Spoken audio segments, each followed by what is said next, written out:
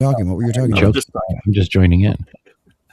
I was just recalling a story. I said what really helped is we had a good crew, but also the one who played Charlie. His name is Brandon. He nailed it, and he and I just got along great. Good grief, he That's would always be helpful. because that was what 98. Oh man, he'd be pushing 40 about now. Jeez, I'm feeling old. Oh yeah, there was two different birthdays today. My boy Fused Aegis, happy birthday, buddy!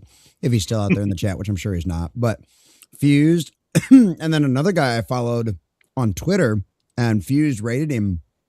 It's his wife's birthday today too, so like all kinds of. And then there was another one they were talking about too. So apparently there's a whole bunch of birthdays today.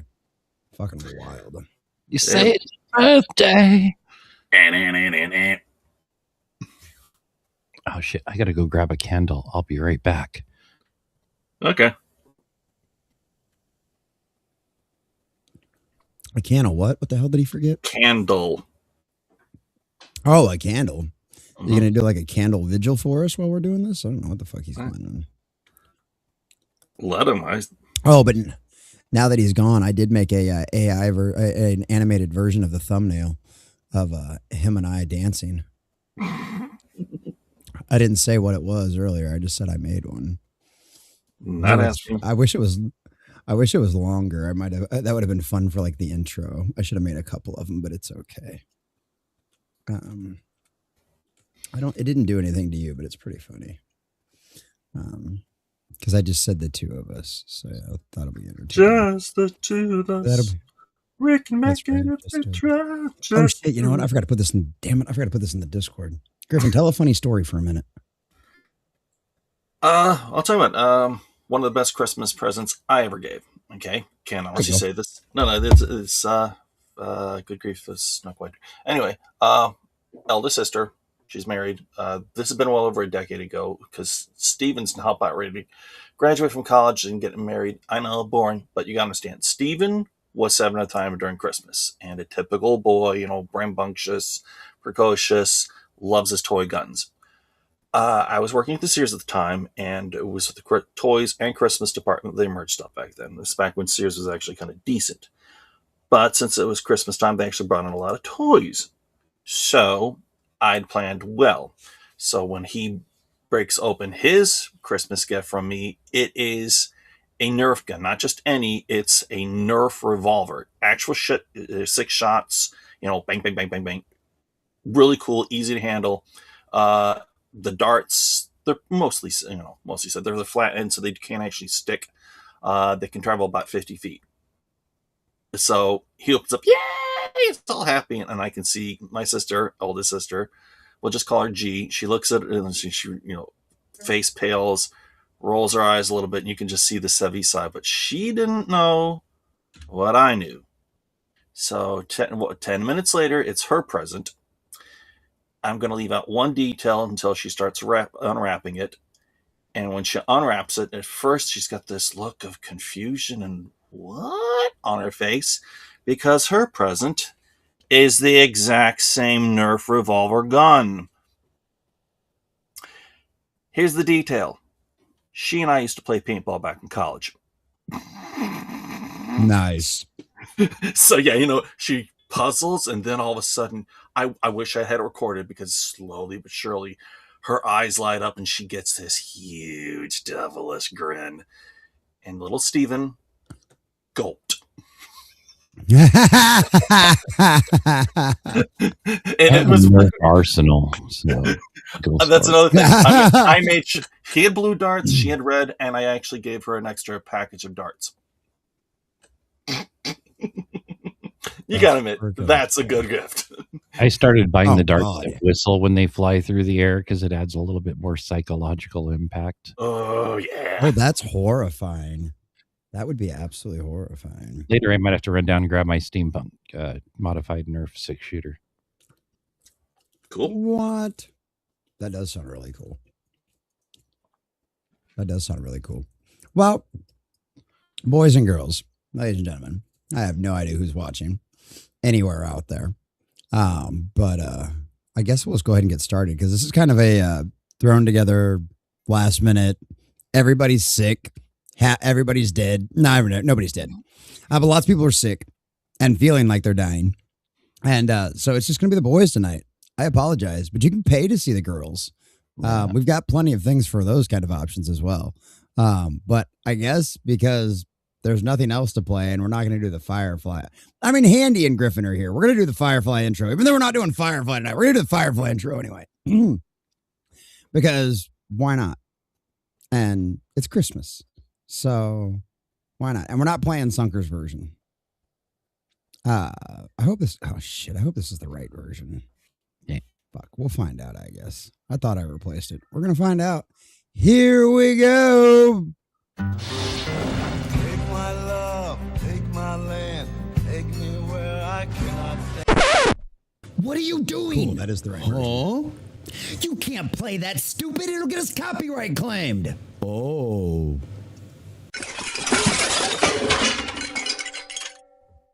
Here, use this one instead.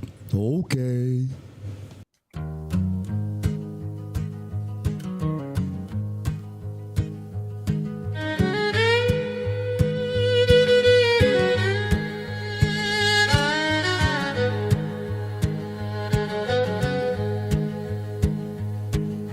Take me out where the black don't blink, past the cold world like the stink of ink.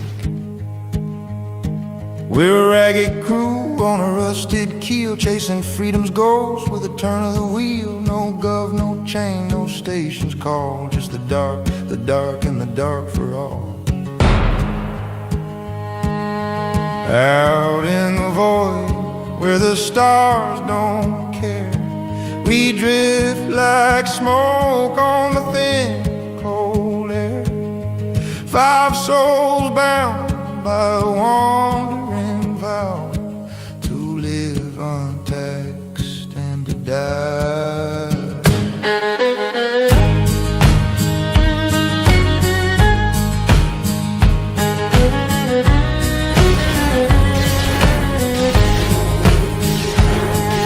They're sunk or maiden, sharp as a blade, judges your worth by the shows you've played. One eye on the screen, one eye on your soul. Trash feeds trash, he says, and that's how we roll. She'll quote you a line from a band, oh real, then damn your heart if the laugh ain't real.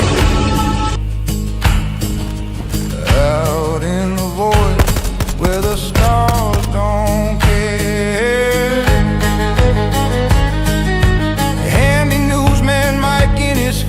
broadcast truth through the static mist. Every port, every rock, every moonlit bar, here's a signal hum like a steel guitar. He trades in facts that the core won't print, and the price is blood, but he never flinches a hint.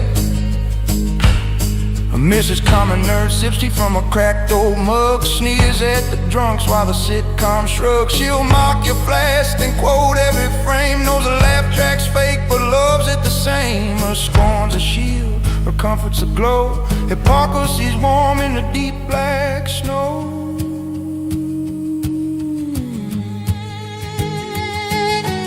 Out in the void where the stars don't care,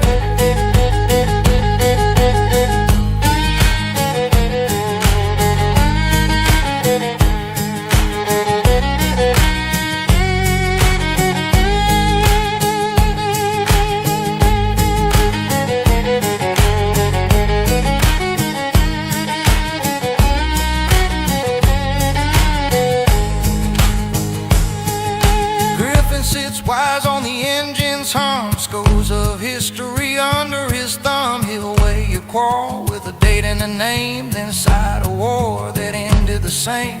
Very sunrise, cold as the void, his verdict's final and never annoyed. Common nerd rants till the bulkhead shake, patching the hole with curses and tape. He swears at the nav, he swears at the fuel, keeps the whole damn ship from playing the fool. His fury's a glue, his panic's a spark. Without his mad roar, we'd all go dark. Out stars don't care. We drift like smoke on the thin, cold air. Five misfit hearts on a lawless run, free till the black claims every last one. Take my love, take my land, take me where I cannot stand. I don't care, I'm still free. You can't take the sky from me.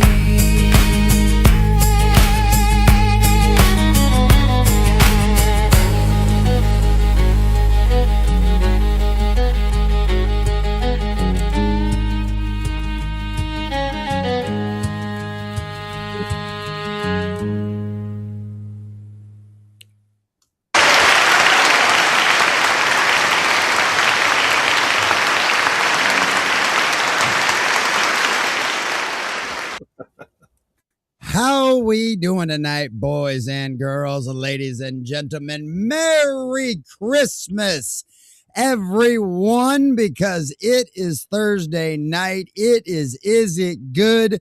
Half the world seems like they're sick and dying right now. And unfortunately, that leaves us in a bit of predicament. We had a couple of options. We could do Firefly tonight and leave everybody out of it. That would have been mean. That wouldn't have been very nice, and certainly would have been very festive at all. Or we're gonna just skip the whole damn thing entirely and not seeing you guys until after Christmas. Because if you weren't aware, next Thursday is the day that jolly old fat man's gonna slide down your chimney and drop off some gifts right in your lap, whether you deserve it or not. So we figured we'd just go ahead and slap something together rather randomly, rather crazy about Christmas. So we're gonna do a Christmas special. Is it good? So essentially, we're gonna watch some fun little like Christmas shorts, and we will judge them. Right? We will judge them. We will look at them. We will review them. We will talk about them. All of those kind of fun things like that. But before we do that, because as I've learned more than once, boys and girls, a lot of those fun fan-made things out there can get us in trouble on that stupid little corporate insanity machine over there. So without to leave all of you folks over there on YouTube without anything, what we're going to do in the beginning for about the first 30, 45 minutes, or considering the fact that we're a bunch of really big nerds out here, it'll probably end up going much longer than that. But I figured we talk about some of our favorite Christmas movies, right? Or Christmas episodes, right? Like specifically, you got like a favorite, nerd show, right? Maybe there was a good episode of, I don't know, name your favorite sci-fi shows. Is there Battlestar Galactica Christmas episode? I don't know. But something like that. Like if you can think of a Christmas episode in particular that you liked or something like that, those can all be options as well. So we're not doing like a top 10 list. We're not ranking anything. Just things that have good memories for you, or that if you honestly think is arguably the best Christmas movie. Both sides are equally fair, because at the end of the day, we're nerds and our opinions are all that really matters, because we're the ones that decide. And if we like it, and that's great. And we're nerds, and if you don't like it and I don't like it, then that's fine. And you can like it and I can like it and you can not like it, and that's okay. And that's how it should be. And so that's what we're going to talk about tonight, except specifically with a Christmas theme, boys and girls, because ho, ho, ho, Santifa Claus is here, ladies and gentlemen. Santifa Claus is here because, as always, it is a fiery but mostly peaceful tree lighting ceremony. And yes, there you go. I have Darth Vader and a couple of stormtroopers in Santa hats, and down at the bottom it does say, "I can feel your presence." I love that. I love that so much. So yeah. Well, you didn't tell me. You didn't tell me to dress up, so good grief. You know the only thing I have. You were already dressed up. I right now I have on a blue sweater. You know what that means? I'll have the blue. Oh, God. Christmas without you. You're gonna kick me off the show, aren't you? No, I'm just afraid we're gonna get this copyright claim because you actually sound halfway decent. See, there you go. You gotta do it like the chipmunk voice. Then you can get away with it. You wouldn't like my version anyway. I have no idea. Oh, God. You're probably right. But that's what's on the agenda for the statement. Go ahead. The thing is, it only has one. It's exactly the same. It only has one joke, but YouTube being YouTube and catering to activists, good grief. I doubt you'd last 5 seconds later. Maybe I believe that. When we get to Rumble, I'll do it. How about that? 15 minutes of live yeah. on YouTube, so you got to be really careful about that little gap. Oh, it's just a little bit of a gap. We've got that one figured out. We're okay. I like gaps. We figured out gaps quite well around here. So we'll be okay with a little gap. But no, so that's kind of our random thrown together kind of plan for this evening, boys and girls. So that's what we're going to do. So we're going to say hi to all of you fabulous folks out there in the chat, but I guess I would say hi to my co-host, but Handy, how the hell have you been? We've already been talking. How are you? How was your day? How was your morning stream? Doing all right. Did you catch AIDS? No, didn't catch anything. Morning stream is fun. News is getting interesting. I have a feeling the next few weeks, like after Christmas, things are going to get wild. But for now, we're just looking at all the crazy stuff currently going on. So, yeah, there's updates developing right now and some of the bigger stories. But we'll talk about all that tomorrow morning because I'm not here for news. There you go. No, that's fair. No, it's funny because I was thinking like the closer we get to the holidays, things are going to kind of slow down in the news. And dude, it usually does, right? It usually does. And I'm like, I'm leaving articles on the cutting room floor right now because there's just so much going on right now. It's like, y'all realize like Christmas is next week, right? Y'all going to take a weekend off at some point? I don't know what's going on. So yeah, it's kind of nuts. Well, you especially too, because the culture is starting to have a hard battle back and forth there. So, oh yeah, yeah, and a lot of people are really mad that hey, what a lot of us predicted for a long time was right. They're either going to have to change their ways or go bankrupt. We've seen both examples, and like everybody's curious about this Avengers Doomsday thing because all of these leaks, all of these changes, all of these quote unquote classic characters coming back, you know, by classic, we mean 15 years ago in MCU time, are like coming back and everybody's like, holy crap. And, you know, it's like, I mean, it's curious to see what ends up happening going forward because there's a lot of the activists that they catered to forever that are mad, right? They are mad about this. And I have never seen it before. The videos I've done over the past like couple of months over like MCU is dead. Like normally I get activists coming in and just blasting those videos into oblivion. They've all been like above the 90% like to dislike ratio, which is unheard of normally when I cover stuff like that. But it's like a lot of people are just sick of it. And Disney's broke, but Marvel's broke and they got to make money again. And guess what? They're going to spend $1 billion trying to do it, but Stella may get her groove back. We'll find out. But yeah, they just haven't slowed down with any of that shit. I'm getting new leaks and new trailers getting leaked on the internet like every day. Like we just got confirmed that yes, Sadie Sink, beyond a shadow of a doubt, is going to be your new Jean Grey going forward in the MCU. And how the headline didn't run with that, I don't know, because it's like the line in the trailer is like, there's no one else that could do that outside of Charles Xavier himself. Like, and her threat's legit. You know, and so like there's nobody else, and especially nobody else with bright red hair, that can do that in the Marvel universe, period. Outside of like a cosmic being and you know people off planet and shit like that. But you know what I mean.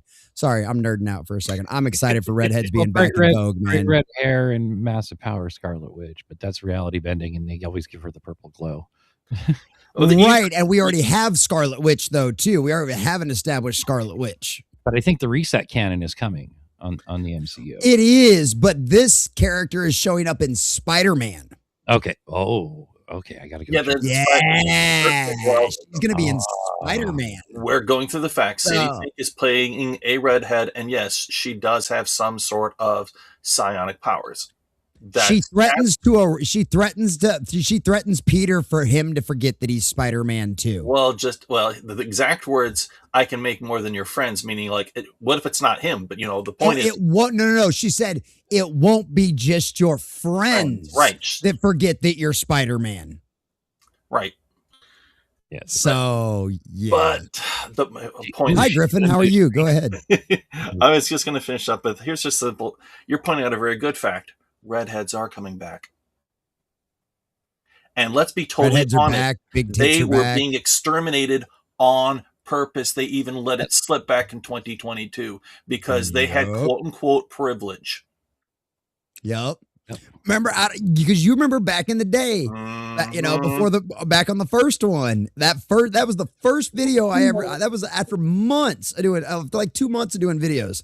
That was the first video I ever did that like cracked 100 or like 300 views or something like that. Was like the war on redheads. And it was I don't even remember which one they erased this time, but yeah, it was the war on redheads, and like I went off on it. So at the end, I was like, ah. So yeah, that was fun. So yeah, like I said, I do. That's one of the things. Like everybody's like I love. I can't remember who it was. I'm having a brain fart right now. I think it was Mars Monkey Max. I love him to death. And Mars is like, oh my God, Sadie Sink. Couldn't they have found somebody better? Yada yada yada. And I'm like, we got a redhead, man. She's a natural redhead. She's a real redhead, and she refuses to dye her hair for any role in Hollywood, which means she's gonna be redheaded for the rest of the time that she's Jean Grey. Can we just take the win? Can we just take the win? I think Sadie Sink's a good actress. I think she does great in Stranger Things. Like Me and the Missus finished the new season like last weekend or whatever, and she's great. I think she's a good actress. Me personally. But Gryffen, how are you? How was your day? Have you been? Are you ready to? Are you ready? What's the Japanese word for it? The whatchamacallit? The sword across the belly thingy. Because of work. Yeah, seppuku. Are you ready to seppuku? No. I know. I plead guilty. Any impulse for me to, shall we say, oomph myself, that has long since been purged. No, it's the other way around. I plead totally guilty on. Okay, which is why I'm, here, no face, in a room, locked away from everybody. Just saying. Where it's safest for everybody, right? Where it's safest for everybody. Well, you guys aren't any problem. You guys aren't any problem. You figured out it takes a lot to goad me. Like the classic example of the story I told last time. And by the way, some people are saying that couldn't be true. It's like, yes, my imagination is vivid, but no, I did not make the part about the woman putting the phone next to the Thanksgiving turkey and cooking the phone, detonating the phone, blowing up the oven, and then thinking it's all under warranty. Right.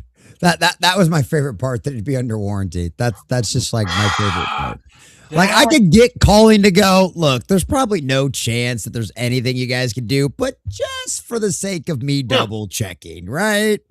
But no, to actually for the technician to go, could that still be under warranty? Well, that's not what he said. He said, "Oh, the customer's certain it's got to be under warranty. I just can't find out where to process it."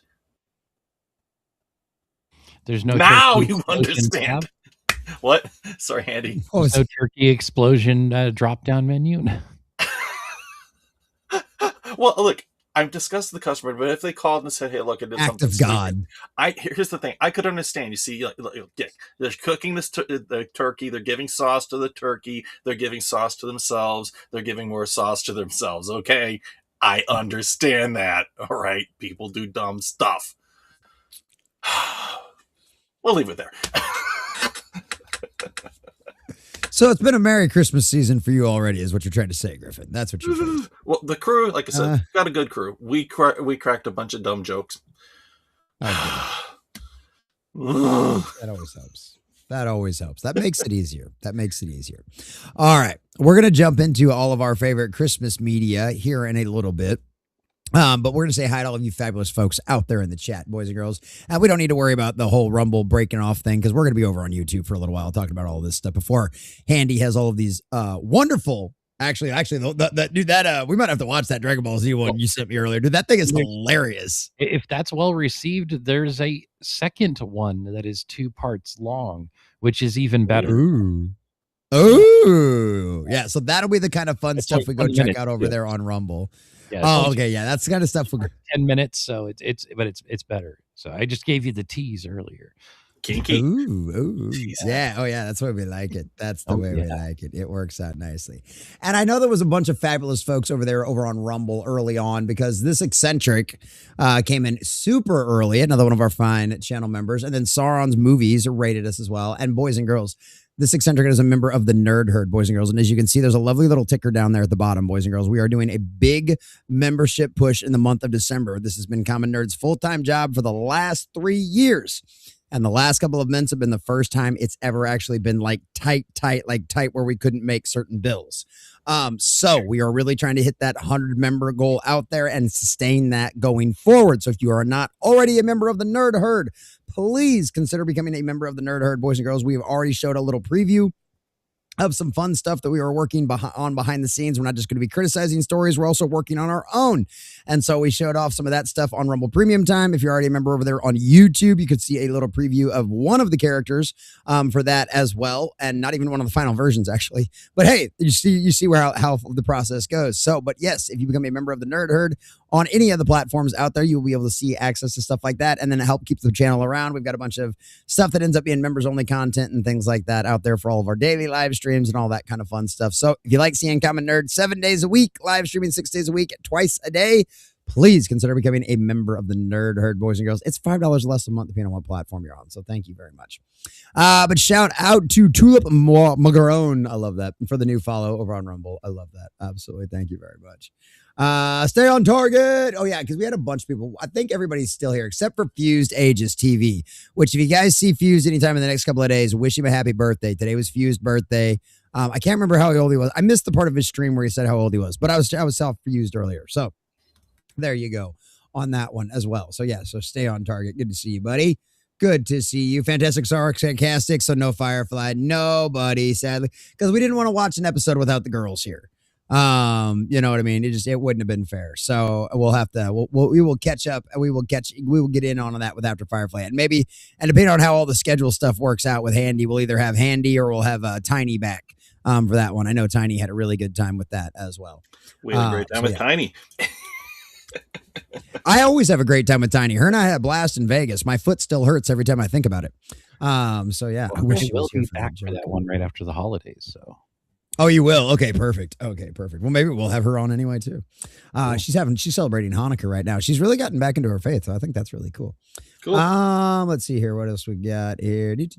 Hey, what up, Vegeta? Oh yeah, speaking of Vegeta, there you go, Vegeta. I gave Christmas special. Name your Christmas movies you like. That's what we're gonna get into stuff exactly like that, Vegeta. But good to see you, buddy. Good to see you, man. Yeah, you definitely should come join us over on Rumble, dude. We've got a great. Dude, some of those Vegeta lines in that one you sent me were so good, dude. I love Vegeta. Those guys are awesome in what they do with that. So the second one is even better. Vegeta's even more cocky. Oh, that's so great. I love it. Ripple War Dog, what's up, buddy? This is fucking Canada sitting fucking cool there again. Oh, I hate that, dude. That's why I'm down on the Gulf Coast and that shit comes like straight through like Dallas, Austin, San Antonio, just wham, smacks us right in the back. It's like the stuff that comes out of Houston most of the time is generally warm, but everything that comes from the center of the state always ends up freezing our butts off. So yeah, I believe I'm probably going to get it soon. We had it over the weekend or the last few days, so we're probably going to get it in here quick. Well, that Pineapple Express that's been slamming Washington and Oregon is moving down south towards me. So even Christmas Day, but it's going to be warm. And like right now it's 58 degrees. I got the window open next to me. So, oh yeah, that's not bad at all. I think it's like, it's like 80 degrees out in my garage right now. So yeah. But I think it's not bad at all. Cause like whatever the storm and rain stuff that came in the other day was warm. So it was like 70. It's probably got like late or high 60s or low 70s probably during the day. Over on Pilled, because we were over on Pilled as well. Bobby Digital, good to see you. Says nerds and Salty Old Fart, good to see you as well. Fucking wind knocked out my powwow. Gonna be a long night. Oh no, Salty Old Fart. That sucks, dude. Oh man, that's not fun at all, man. That's gonna be gay. That is going to be super gay. Dirk Gently, what's up, buddy? Good to see you. Says this turned out slick. Oh, Dirk, I can't wait to show you what we've got coming in the future. This turned out slick. Glad you like it, man. Thank you, buddy. Yeah, that was a lot of fun. T.L. Weberg, what's up, buddy? Good to see you, my friend. Glad you made it in. Welcome in, my friend. Glad you made it in as well. Best Christmas media, Star Wars holiday special for sure, right? Sarcastic, fantastic, sarcastic. Good to see you, buddy. Holy cow, right? Oh my gosh. Rankin Knight! Rankin, what are you doing? Are you doing anything right now, Rankin? You want to come do a Christmas special with us? Rankin, what are you doing? Rankin, you still better be out there. Rankin Knight, what's up, buddy? Good to see you, man. I don't get to stream. I don't get to stream with Rankin as much anymore. Rankin, you want to come? You want to come do Christmas special stuff with us tonight? Let me know. Good to see you, buddy. And human. Now I can highlight him. There he is. Good to see you. He says, "Hey, Merry Christmas." And most of these people over here are all in. Almost everybody's over there in red. Over there on Rumble. And human's another one of those. So good to see you guys. Glad to see you. I love and human. And human's good people. I haven't seen you around lately, man. I hope everything's been going okay. It's good to see you again. I know you don't. I know everything gets busy. I was looking forward to the holiday lull, but my company just finally released a long-awaited new version of our software, and I work help desk just like on Tuesday. Oh, yeah. Yeah, you're going to have a very busy next couple of weeks. Have fun, buddy. Sorry about that, man. Oh, WandaVision worth tracking down to watch. Is WandaVision worth tracking down to watch? No. I enjoyed it. Okay, I enjoyed it. Dirk Daily asks, read Big fun. Yeah, I had a blast with it. Me and my wife really enjoyed it. WandaVision just goes sideways at the last couple episodes. Everything goes to shit.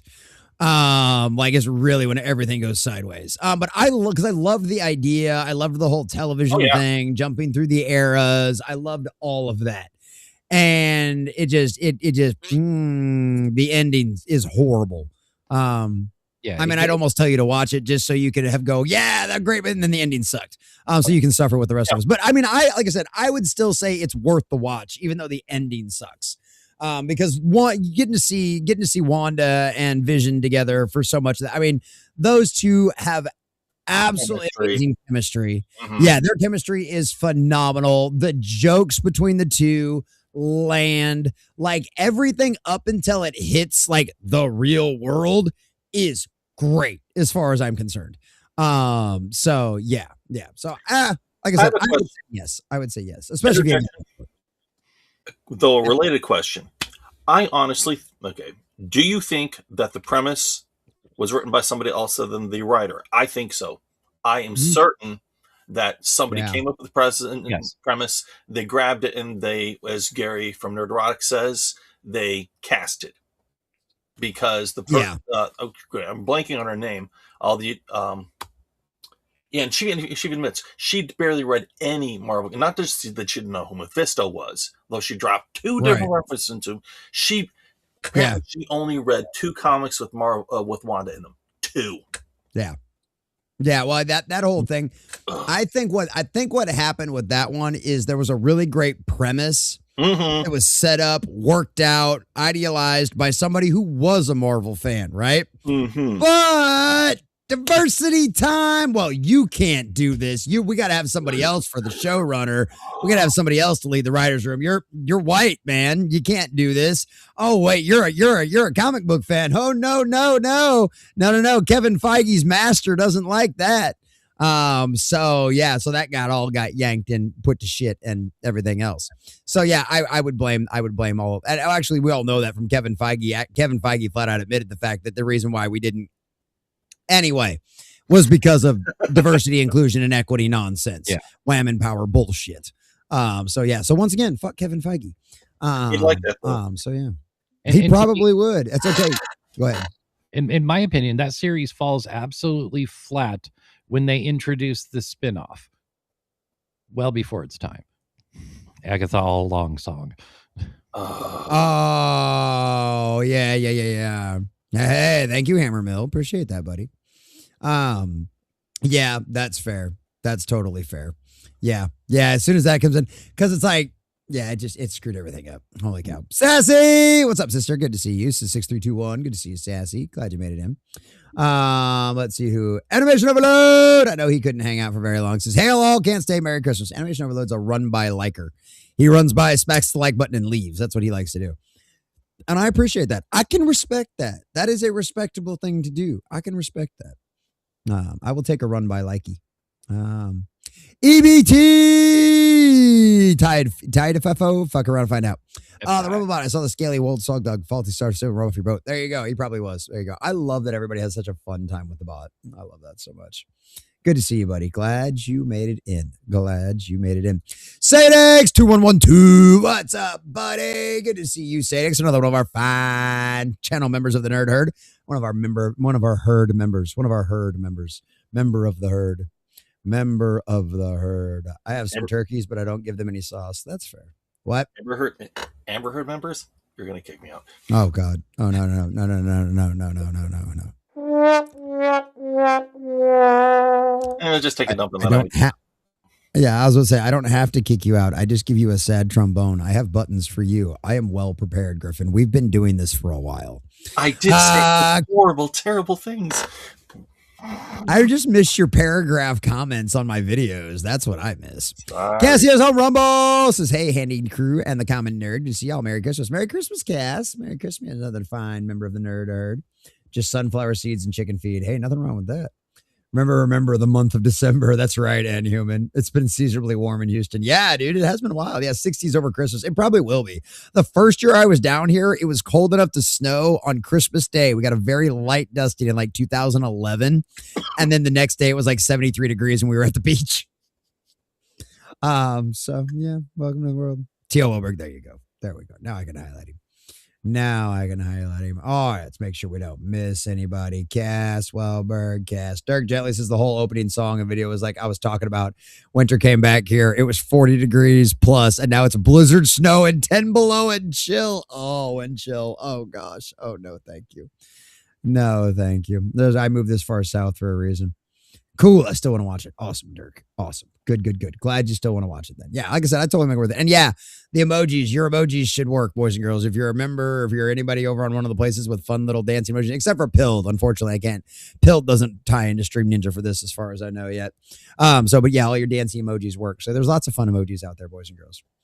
I loved Legion, Dirk Gently. Yes, I loved Legion. We were talking about that on the day stream today. We were talking about it on the morning stream today. Yes, I love that. But yes, and thank you again, Hammer Mill, for the follow. Appreciate that very much. All right, boys and girls. So there you go. All right. Well, we're going to start things off with the oldest creature on the panel, Gryffen, because I already got this idea of some of yours. What are some of your favorite Christmas medias, right? Movie, television show, whether it sucks, whether it's bad, whether you love it because it's horrendous and everybody else hates it. What are some of your fondest media Christmas memories? We should give me a little more time. No, I understand we all sprung this up. I can give you, ironically, two which pop up to mind. They're not necessarily the best, but even after all these years, they resonate with me. The first one's from a show which a lot of people liked. I wasn't too crazy about it. Night Court. Okay? Do either you remember my Night Court? And of course, John Larroquette's character. You remember whatever? I forget the character's name. Cheesy lawyer, dude. Yeah, the sleazy lawyer who was also running for office. The Christmas set they actually had several, but the one in particular was he was running for office and he was tough on crime. And one of the people brought in was a Santa who got a little drunk and disorder. And I remember that one. You're okay. Although you find out why, it's because A, he was kicked out of his job, and B, somebody really started bad mouthing and he just hit him. The drunk Santa, okay? So he was being charged with all sorts of things, and of course, John Larroquette's character was going to do a tough on crime, and people were rolling their eyes, but they were going along with it. And everyone was starting to have a terrible Christmas before long. But after the trial, the drunk Santa is actually roaming around. He's supposed to be in a cell. But anyway, to speed this up, John Larroquette's character figures out, wait a minute, you're not going back to your cell, you're going to do it. And if you people don't understand, I mean, the thing YouTube doesn't want us to mention ever, which really every so often we need to talk about. So his character, the John Larroquette's character, actually starts to panic. Goes, well, no, okay, you can't do this. So he starts saying, "Listen, I'll help you. Somebody, bring some Christmas cheer to you." He goes to person after person. Everyone is falling on their face, and I mean falling hard. Even the character Christine, she ends up being drunk and screaming and reaching. I mean, so the Santa guy walks off, and you think he's going to. So John Larroquette's character rushes him and says, "Look, I'm sorry, I'll figure out something." And the Santa guy says, "No, it's okay. I'm going back to the cell. I'm going to face the charges. I'm not going to do it." He said, "No, don't worry about it." He said, "What are you talking about? Everybody else screwed up." Said, but yeah, I said, I'll be blunt, you're not a nice person, but you stopped. Why? Why did you stop? Why did you take a moment even for me? He said, well, because I could tell you're going to do something. This is wrong. Yeah, I'm out for me, but that doesn't mean I'd want to trample anyone else. People need to live and be happy too. And the Santa guy smiles and says, right. He said, Christmas actually lives in you too. Thank you. Starts to walk off, and John Larroquette says, no, you're not going to jail. I'm dropping all charges. Merry Christmas.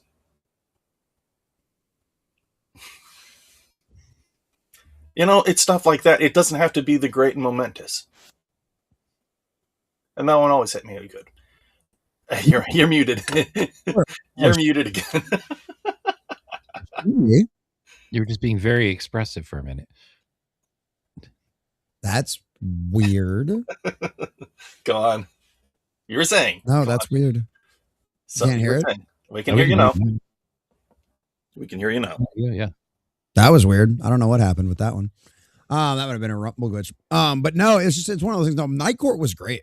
I loved that show. I used to catch reruns of that when I was a kid on whatever the hell network it was on late in the evening. But yeah, no, I think I even remember that episode. It's a good episode. I mean, it like I said, it turns out not the way you'd think, but it really does deliver in the best way possible. Yeah. Another one I remember is the only Christmas episode from Quantum Leap. Ooh. Basically, they do a version of Scrooge.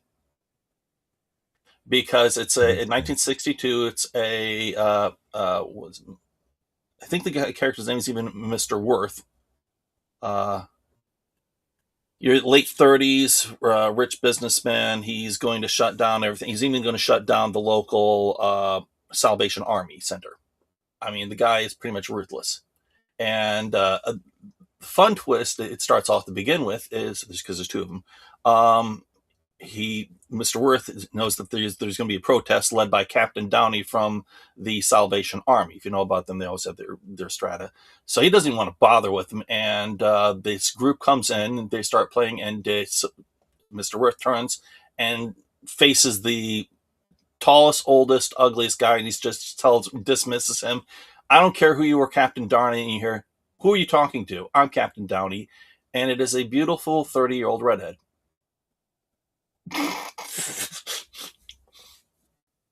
And she's fierce. Hello. You find the episode. It's good. You know how it's going to go because, like I said, it's basically another version of A Christmas Carol. What really gets the twist is that Mr. Worth can actually see Al.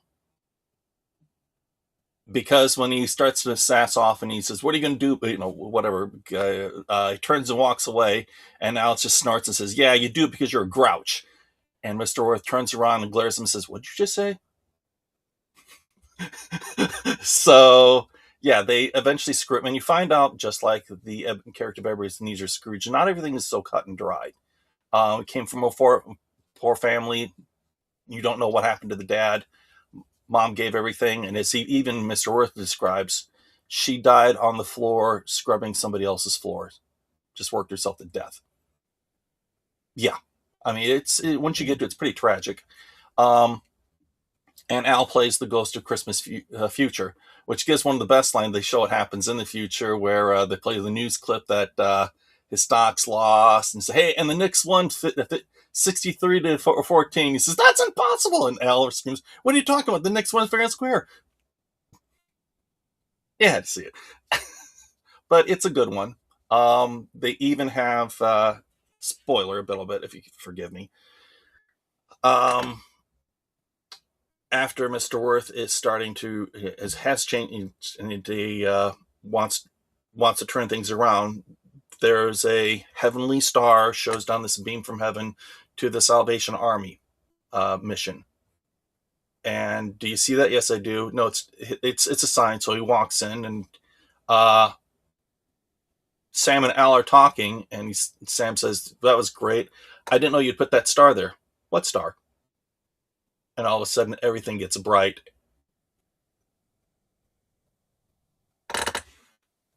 So I think that's also one of the first episodes they've hinted that it's not just a glitch. Something's moving them around. It's a good episode. I'm going to leave it for now. No, I like that because I never really got it.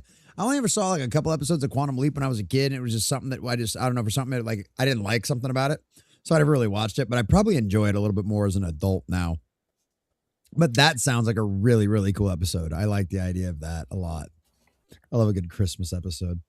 Gryffen, what was one of your... Oh, we should talk about that on Sunday. Never mind. We'll leave that for Sunday. Well, go on. I was gonna ask you what your favorite Doctor Who Christmas special is, but we'll save that for Sunday night. Because that'll be a lot of fun to talk about that one. But yeah, no, that's a really good combination right there. I like that a lot. I was trying to think about some of the Christmas episodes that I really enjoyed. And like a lot of them, I always end up going back to like Batman, the animated series or something like that. Because like I'm trying to remember how all of that one went, but it's been so damn long anymore. We need to go back and watch some of those. But no, those are some really good options. Handy. What about you, buddy? Because if we can do movies, I'm going to end up doing movies is what I'm going to end up doing. What kind of Christmas media do you like? What's some of your favorite memory stuff? Well, TNG's Tapestry episode always is a good holiday watch. That's where Q is Q's doing Picard's life. That's always a good one. And it's something I got to start watching again during the holidays is Enemy Mine. That's a good one. What is that? Oh, it's 1985. It's technically you'd roll your eyes at the budget. 83. The sci-fi, the effects are they didn't age well. No, but the story is fantastic. It is Dennis Quaid and Louis Gossett Jr. Yes, and it's it's the birth of alien Jesus. Pretty much. Yeah. That is fucking great. Two soldiers it has a lot of the stereotypical two soldiers from the Drax and the humans are at war. They've been at war for decades now. They both get shot down. They're on a planet, and they have to trust each other to survive. And I'm not going to say anymore. If you got a heart, it's got a tearjerker of an ending. But it also has the best line in all of cinema. Fuck you, Mickey Mouse. And we need that as like a clip. Oh yeah. What was that, Andy? You have to see it, the movie, to understand the joke. Yeah. Not telling. No. No, and I was gonna say I don't even think I need to see it to understand the joke. I just want to use that clip. Like I need that. I need that in my life. Junior in full alien makeup yelling that. It's awesome. And it is good makeup. Oh yeah, no, I have to have that then. I need that for like videos and like clips for the live stream because we're always ranting against Bob Iger and Disney and all of that kind of stuff. So yeah, I definitely somebody find me that clip, please. I will say that while the special effects weren't so great in the others, the bodysuit, because he even has gills and sometimes they even breathe. They did not skimp on the alien suit for Louis Gossett Jr. It's good. It's believable. That's really awesome. And then as far as like, and Human says, I like. Go ahead. Go ahead. Finish. No. I was going to say, and Human said he really liked the Family Guy Christmas special. Go ahead. You're still talking anyway. Every Christmas, I have to watch the old Rankin Bass claymations. The Heat Miser and Cold Miser. Yeah, that's awesome. Kids grew up. I was wondering if anybody was going to bring those up. Yeah. Oh, and I got to say, I was inspired because the intro is so good. I'm actually going to switch my avatar to the more anime-looking version that I created. Oh, yeah? You like that one? Yeah. That worked out really well for that stuff. I used a couple of different versions just to try to see what it would generate. And because that was the most basic BS. I just literally threw the lyrics of the song in with your picture. And I was like, let's see what this does. I was just like, boom, button. Ooh. Some of that actually worked out a lot better than what I expected it to, actually. So. And holding my tongue, but yes, Jesse has been working on this. And this, this something I will say is he has learned, yes, people isn't snickering. No, there is something divine about creation.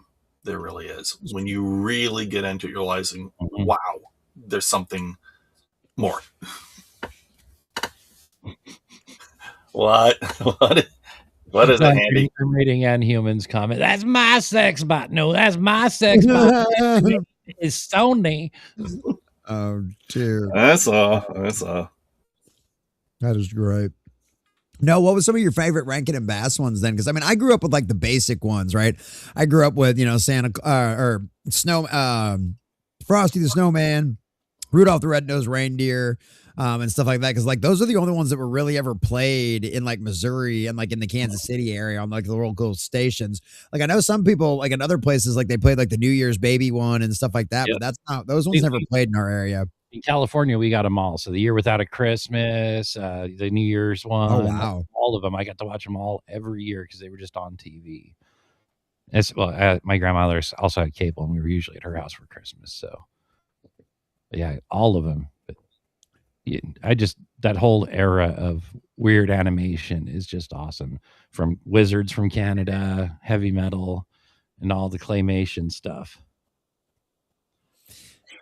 Yeah, that stuff's a lot of fun. That was just because ours was always Charlie Brown. That one always played Charlie Brown and all the Halloween one, and then the Great Pumpkin, and then obviously the Christmas one. Those ones always played, and we always got Rudolph, and then I think we always got Rudolph. So that was the only ones. But yeah, I didn't realize. Like somebody was talking about one of the news shows I was watching it. They were talking about like Rankin and Bass, and I did not realize how much stuff Rankin and Bass. Yeah, I mean, you can buy the Rankin and Bass like DVD collect or like Blu-ray collection on Amazon. Like it's not even that expensive either, and it's got everything because a lot of the stuff that's on that set you can't find on streaming to buy or stream anywhere. There's a lot of it you can't even find. I'm going to take a look now. Yeah, that's been adding to my wish list. Yeah, because people think of it as the holiday orb. It's been on my wish list for a long time. the animated Lord of the Rings, which I have mixed feelings about that. But people don't realize Rankin and Bass had a lot. I mean, they were the premier animation, children's entertainment, like, a holiday special. That was their bread and butter for a long time. And they were legends at it. They were absolute legends at that stuff. So it's one of those things like, man, it's like, I'd be curious to see, like, I'd love to watch like a little one of them, like 20, 30 minute, like the rise and fall of Rankin and Bass. I'm like, did the guys just die? Is that why everything went to shit? I'd be kind of curious to see what happened. But it just sucks to see legacies like that couldn't be carried on for whatever reason. Because like Disney is still here. What the hell happened to Rankin and Bass? I can tell part of it. Part of it is because the technology changed. Really, the stop motion is not easy. I'm not going to say that it has to be expensive, but like for instance, here's a good example. People love Wallace and Gromit. Oh yeah, but their work takes forever. Yes, it does. Mm-hmm. No, I had several of the Wallet and Gromit VHSs when I was a kid, and they had the special features on them, and I loved watching them do the claymation stuff. But it's boop, take a picture, boop, take a picture, boop, take a picture for an hour movie. You're talking one frame, in some cases, a quarter of a second at a time. Like that's just insane, and making sure you don't screw everything up and having to take pictures. So if you have to come back the next day and if anything's moved I understand why that stuff is not done and why Gumby is not done, like anymore, because that stuff's insane. Like I loved Clay Fighters, over on back in MTV back in the day. But like Laurel back on Cartoon Network. The original. I never saw Moral Laurel. You ever saw Moral Laurel? Oh, I've heard the name, but I have never seen it. Yeah, it was. Cost killed it. Yep, just too much to do that. Or South Park started off with cardboard paper. Well, yeah, and I think that's one of the things that's made some of that stuff last for so long, especially like, because, like South Park's like the cheapest animation on the face of the planet. Like, you know what I mean? Like, that's That's really bad stuff. But because of the writing behind it, it makes it all sell, and that's kind of the important part. But yeah, it was just one of those situations where it's like, yeah, no. But no, that Rankin and Bass stuff is absolutely phenomenal. And yeah, I absolutely Sadix. Yeah, loved Gumby. Yeah, make Gumby great again. There you go, buddy. Yes, there you go. Charlie Brown, Rudolph, Frosty, and Grinch. Yeah, those are always the ones that were played in like the Kansas City, Missouri area and stuff like that too when I was growing up.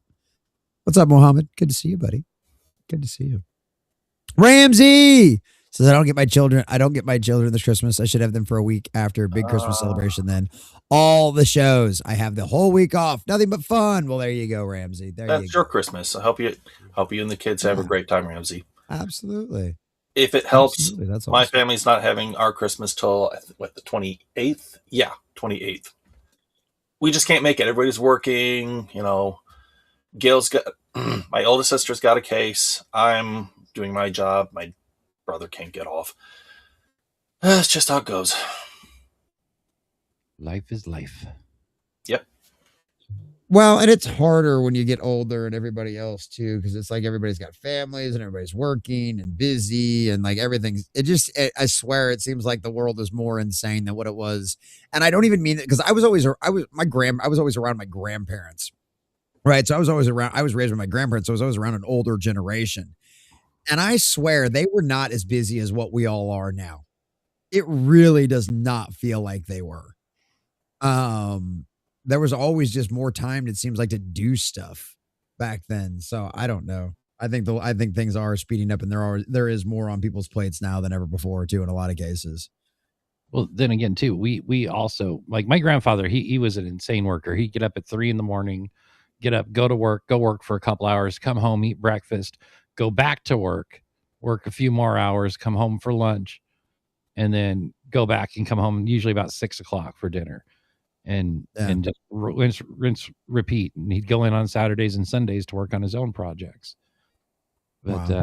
there was that we didn't have as much of this in front of us that just seems to grab your time. Like nobody was staring at the portable computer in their hands back in the 80s.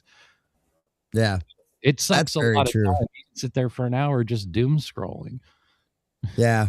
I've tried to really be careful with my time with doing that kind of stuff too, because I know I used to be like that with Facebook back before Facebook went completely and totally retarded. Yeah. I was like that. Like you couldn't show me a meme on Facebook that I hadn't already seen. You know what I mean? And so I was just like, yeah, a lot of that. Like I do a lot of this, or I'm watching a lot of stuff on my TV, but I'm not on social media doom scrolling stuff. Yes. Like I try to really limit my time to doing that. Most of my time on Twitter is in the morning finding news articles before I do my morning show. That's me. More than anything else. Yeah. That's what I'm on there the most for. So yeah, I think that's a good way to do that. But back to Christmas. National Lampoon's Christmas Vacation. I have to bring this up because this is one of my absolute hands down favorites. And it's one of the greatest. I mean, Chevy Chase, I cannot remember. I'm having a brain freeze. I'm horrible with actors' names anyway. But the brother, the Uncle Eddie. Cousin Eddie. Yeah, Cousin Eddie's actor. I can't remember his name now, but because he's really Dennis Quaid. Yes. Same from Dennis Quaid. You Mind. No, it's Randy Quaid in Enemy Mine. Randy Quaid. No, Randy Quaid. Yeah, Randy Quaid's insane. And I love it. He's a great follow on Twitter. He is nuts. But like, yeah, so and it just makes sense. And the first time I saw that, I can still remember this to this day. The first time I saw that movie when I was a kid, that scene where he greases up the bottom of that sled with that nonstick coating, and he goes all the way down that hill, sets fire because he's going so fast, and then ends up in the Walmart dumpster at the end of it. I literally, as a kid, remember like doubling over laughing. My stomach hurt so bad watching that as a kid. And then that and the squirrel scene. I mean, Mississippi Squirrel was one of my favorite songs by Ray Stevens as a kid. So it just worked out perfectly for that movie.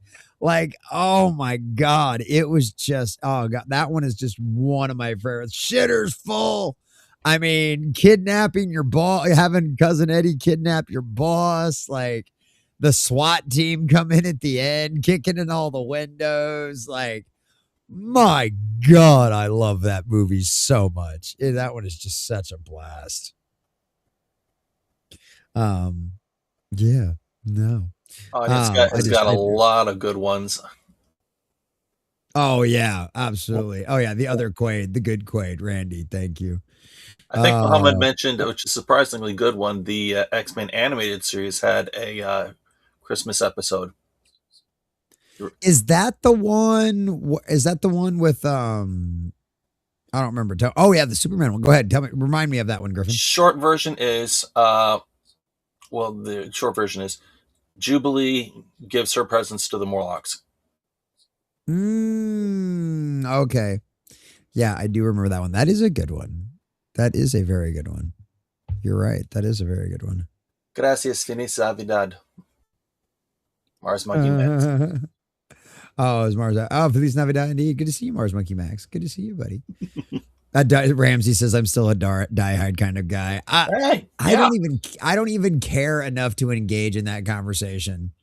Like everybody, like I laugh at it on Twitter whenever I'm scrolling by and people are arguing over the Die Hard thing. Like Macaulay Culkin came out and was like, Die Hard's not a Christmas movie. He used the same argument that I've heard from a lot of people. It could be said at it could be said at 4th of July and like all these, all these other holidays and stuff like that. And I'm just like, I enjoy watching everybody fight over it. Like, I don't give a crap either way. I don't have a dog in that fight, but it is funny to watch everybody get so uptight about themselves over that one.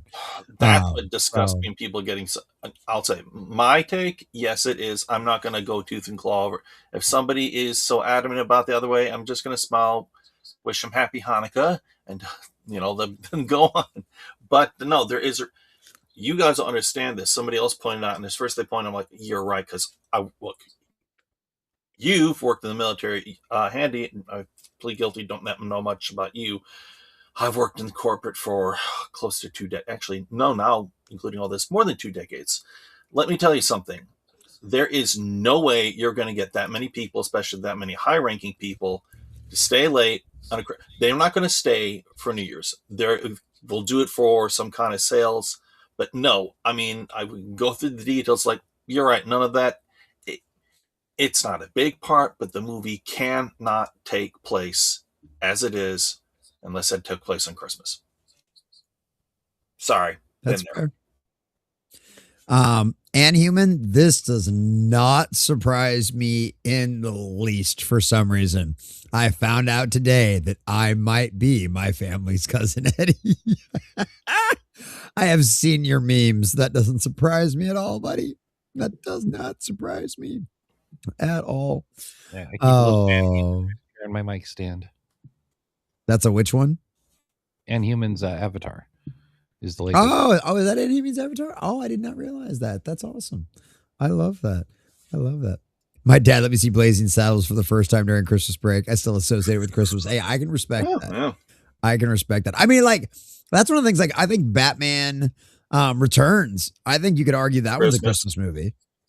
Yeah, that's absolutely a Christmas movie because that could happen. No, there's a lot of things that happen in that movie that are specifically like themed and written around for Christmas.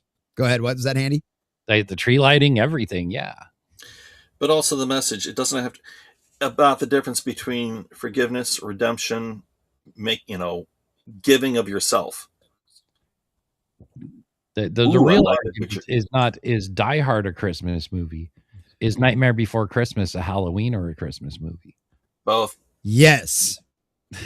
My kids, like we've Mrs. Common Nerd's home sick today. And so the babies were home too today. And so their aunt was watching them in the living room earlier. And they literally, and she had Nightmare Before Christmas on this afternoon. When I came back in there while I was editing, I was like, yes, no, that is yes is the answer for that one. That's another one that always gets watched at my house around Christmas too. Is Nightmare Before Christmas. My wife and I have the only pair of chanclas that I have ever owned in my life are Jack Skellington ones. And that's only because her and I were at a Dollar General out by her mom's house and they had them on sale for $5 a piece and they had a matching Sally pair. that were pink and shiny. So it's like, you had to yeah, get them. You had to get them. right. And then we were after Christmas or after Halloween. There at Walmart, they had a pair of Jack Skellington tennis shoes that happened to be my size for $17. And so now I actually have a nice pair of tennis shoes that just happen to have Jack Skellington all over them. And so my wife absolutely loves it. So yeah, we're like discount. Yeah. There's a reason I'm able to do this full time. Everything we buy is on sale or from the thrift store. I have a set of Deadpool high top racing shoes for cars that I found on sale. Oh, that is so dope. Yeah, like they had that, like normally like Walmart's got like plastic plates for the holidays for like 50 cents. We wait until like the week after Halloween, and then they're on sale for like 10 cents a piece. You get brand new plates for 10 cents a piece. So yeah, Hey, no, I works. love all of that stuff. Oh yeah, it does. I was gonna But comment. no, yeah, no. I was Yeah, go going ahead. to comment, but yeah, Monkey Max comes through again and said that you can notice Tim Burton is a strange. It's not so strange. Tim Burton has gone on this several times. He will openly admit he loves them both equally, and when he's not so like Tim Burton, I remember he was on this interview one time. He's actually, forgive me, a little more sane. He said, "Listen, there's a link between the two because both of them are about, of course, a lot of people think Halloween is more about death, but if you know about Christmas, a lot of the Europeans, the scary ghost stories things. People forget that Christmas Carol is a ghost story too. It was advertised. There was a lot of death, and there's also, and not just people think that there's more Spanish throughout most of Europe. They would have your book of death, your pictures of death, your photographs of death. When somebody died, that's pretty much the only picture they had. I'm going somewhere related to them. He viewed that there is a tie with them. Both of them actually do have a rebirth theme to both of them, because if you with Halloween, while there's a celebration of death, if you pass through it, it's the rebirth. And also, of course, you've got the winter solstice of Christmas, which most of them have. That's when there's a reason why it's the fourth day after, because a lot of Nordic societies, places, when the sun dips down, the 25th was the first time the sun would peak back up. So very nice. Yeah, it's not just random. So there is a connection between the two of them. There's a life, a death, and rebirth. Mars, thank you. And I'll say this. Tim Burton is, forgive me, he's kind of weird, but the guy's got skill, and only he could deliver Nightmare Before Christmas, which really does successfully merge both together. How many people can do that? Not many. That madman. Keep talking for a minute, gentlemen. I have to go help Mrs. Common with something. A lot of people don't even talking realize about Christmas that, things. MIB is also set in that area between like Halloween and Christmas. Pay attention to the bicycles. The first MIB is closer to right after Halloween. It's true. Lights, and then in the second one, the aliens on the bicycle are literally riding fully decked out in Christmas lights with Santa hats. True. Good point. Very good point. Another thing, everyone, if you haven't watched that movie while paying attention to everything in the background, both the first two. Yes. There is so many hidden aliens that you can pick out. They just put them all over in the background. I'm not talking about like MIB headquarters, out on the streets. Oh, they just made it more apparent in the second one when they're in the post office. I don't know. I see some of those guys sometimes over there. I might be one of those guys. Not really. I'm strange enough, but nah, I'm from Earth. Yeah. So you think. I'm not going there. It's a good comeback, though. Since we're talking about Chris. Well, so you've been led to believe. I'll tell you what. Since talking about not necessarily Christmas movies, I'll tell you, look, I'm pretty good at when it comes to giving gifts. Not boasting, not bragging. I got a good story. Again, family. This was Christmas 2012. Now, some of it will already be spoiled ahead of time by I get to the story. All right. 2012, this is when the Avengers, because Avengers was May, Avengers was huge, and especially my eldest sister and her daughter, they were head over heels for Thor. Chris, I already saw the twitch in your face. Yeah, if you recall, everybody was so mad about Every woman, Thor. Yes. Thor, Chris Hemsworth, Thor. Her husband was like, "Ugh." So I came across a gift. I mean, an item. I thought, no. Of course, it's one of those things which you have to have a sense of humor. I got it immediately. I knew it. Not even remotely practical. Again, working series. This time was no longer in the Christmas, but back selling tools. This plays well into this. So I got my mom to help with me. So we're well into presents. Mom was actually playing the hostess and giving stuff away. And so, you got a good half hour. I think it's like 40 minutes. So you're giving this present. Going, oh, Greg, now time for you. And there's this big, put your, arms straight out in front of you. That's how big that is. And that's not perfect. It's just this big lump of wrapping paper. Okay. So Mom tries to, and I give Mom credit for this. Her acting was superb. It was not fake at all. She's like, finally said, Tom, could you help me with this? So I'm like, okay, get up. And I did my best acting too. Couldn't move at all. Finally, my face is starting to turn red. I'm like, screw it. This is yours. You pick it up. By this time, everyone's looking and they're all a little perplexed. And I just sit down and grab a book and I'm reading through it. Make sure that I'm just, disgusted. Wow, this thing is ridiculous, right? Got to be this big. I didn't even mention. I don't mutter. I just sit down. So my brother-in-law, my sister, it's his present. He looks at it and he carefully leans over it and he braces himself. And the thing, it's not light. It comes up easy. It weighed about 10 pounds, okay? And it's this lumpy thing. He's like, what? You can tell. He starts unwrapping it slowly and it's got a handle on it. And he unwraps it. You know where this is going. Yep. I can see it in your face. And it is, yes, a toy, but a proper official replica. And even says, whoever lists this, if he be worthy, will have the I gave him Mjolnir. This look on his face, and then all of a sudden, yes, finally, Oh. That's not the best part.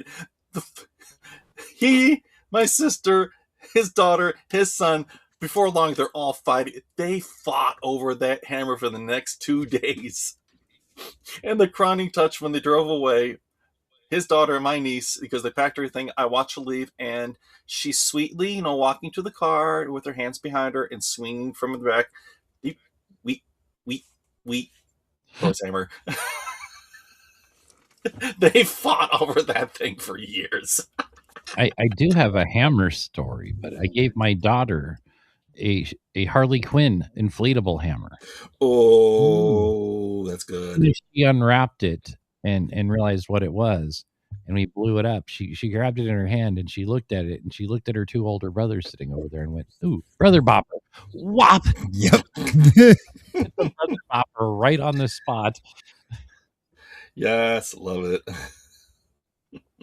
They had fun with her with that thing. So yeah. As soon as I heard inflatable hammer, I was like, oh, I know where this is gonna go. This is not gonna end well at all. Exactly where you wanted it to. Oh, it ended just the way it should, Mr. J. You do that a little disturbingly well, Gryffen. I'm not gonna lie. Couldn't. Don't break my heart. It's a little off. That's like, Mr. J. Got to do a little slower. But hold it. Wait, no, that voice wouldn't work. I'll take your advice. Anyway, go on. I'm so confused. What up, Depot? 101, another one of our 5 channel members. Handy, you should die on the other side of the beard gray in the same shape. It would look badass. It's already starting right there. You can see the gray streak just getting started. This is actually how this side started. So, this is what I get for doing news on the internet. No shit, right? Yeah, I'm starting to. They're hard to see from here, but they're starting to be. They're coming through every once in a while. They're coming through every once in a while. There's no gray up here. Oh yeah, no. Yeah, no. It just all wants to come in the beard. So I'm like, hey, cool. That's so funny. And it's fun. That's the go back like 3 years on my channel and watch it get bigger. Watch the progress of Handy doing it. I love it. Loverdo Sync. What's up, buddy? This is why China is winning. That's right. That's right. That's an absolute fact. This is how so many TikTok influencers. That's how so many TikTok influencers die. I mean, that's fair too. That's fair too. Oh my gosh. So what do you guys got? Any guys got any other fun Christmas stories that we can talk about before we get into some Handy's devious Christmas videos that we're gonna watch over on Rumble and all the rest of our fun? Oh, and what will be says animated MIB is fun. I saw you over on I see you over on Kick, buddy. Cool. Yeah, I only got 3 chats popped out. I don't even have Kick. Oh yeah, I got 4 chats popped out right now. And the only person that was over on Twitch was Wade, so I wasn't too worried about that. Oh, Miss Glow, what's up, Miss Glow? Miss Glow. By the way, Jesse, thank you. Miss Glow. Miss Glow and I got in contact last night. Well, we're going to figure out how and when to meet up for Marbles Rivals. Oh, good. Good. I'm glad I was able to slip her into your inbox. Giggity. Yeah. I stole your line. Sorry, Miss Glow. We got her. It's okay. She enjoys it. She enjoys it. Miss Glow's a lot of fun. Trying to add watch time views on both streams. I went to go to bed. I figured I could do something to help. Thanks, Deeple. I appreciate that, buddy. I appreciate that, man. Oh yeah, I see you over on YouTube side now too. Sorry, I was gone for a minute. That was great. But no, I was thinking of like, I was just trying to think of like any of our favorite like nerdy television shows that had like really good Christmas episodes. Robot Chicken. Really? Which one did Robot Chicken have that was really good? Most of them. Most of them. Oh, yeah. You didn't have a Pick particular one. one. It was always good. Because then I could go, well, all the Doctor Who Christmas specials were great. Yeah. You know. Yeah. I mean, I think the Star Wars Christmas special that Robot Chicken did was the best. Oh my God. For a split second. Can you give the chat a brief description? Not off the top of my head. I'm just like, it's been a minute because I haven't watched cable TV in a while. Yeah, see, that's what I was afraid of. Yeah. Yeah, I know that. Yeah, that was one of the problems I was having with some of the classic episodes and stuff like that too.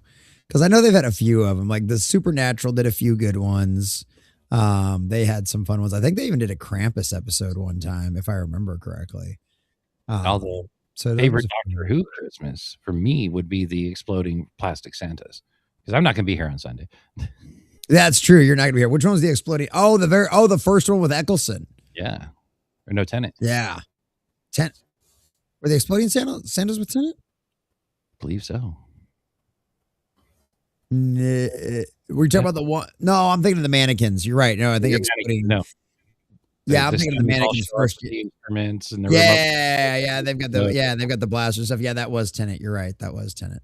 Yeah. No, that one is a good one. No, that one is a lot of fun. And those things were wild too. Cause like that stuff is so much more like I've never seen those kind of like Santa Clauses and stuff here in the States. Yeah. Like that's strictly kind of like over in the United Kingdom and like Europe. I would imagine probably like Germany and stuff like that either. So it's like, it's one of those things like that stuff's kind of trippy and kind of wild. To see it. Those I was like, those are really freaky as is. I'm like, why isn't everybody freaked out about those? Oh, I guess it's normal for you guys over there to have I had to look that up like Santa robot things. I had to look that up the first time I saw that. I was like, why are they not freaking out over like plastic looking Santa Clauses? Like, oh, okay, I get it now. We have Coca-Cola Santa. They have the Bake Light Santa. Yeah, the big light Santa. Yeah, because if you literally do, they look like plastic. I don't know. Those things are horrifying, man. I don't know. But yeah, no, that is a really good one. There's a lot of fun in that one. So yeah, that is a good one. That is a good one. Since you won't be there on Sunday night for Doctor Who, that is true. Oh, we'll have Pablo for Doctor Who on Sunday night. We're starting a new series on Sunday night, so we'll have to have you back in for another series at some point too. That'll be a lot of fun. I don't know when the Christmas special starts. I forgot. I know it was part of Chris told us one time, but I don't remember what it is. Gryffen, anything else? You got any more fun favorite Christmas episodes or anything like that you can think of? Task is more like narrowing things down. Jeez. Well, give us something nerdy specifically, something sci-fi, fantasy from one of those kind of fun shows. Not like Night Court. Okay, sci-fi.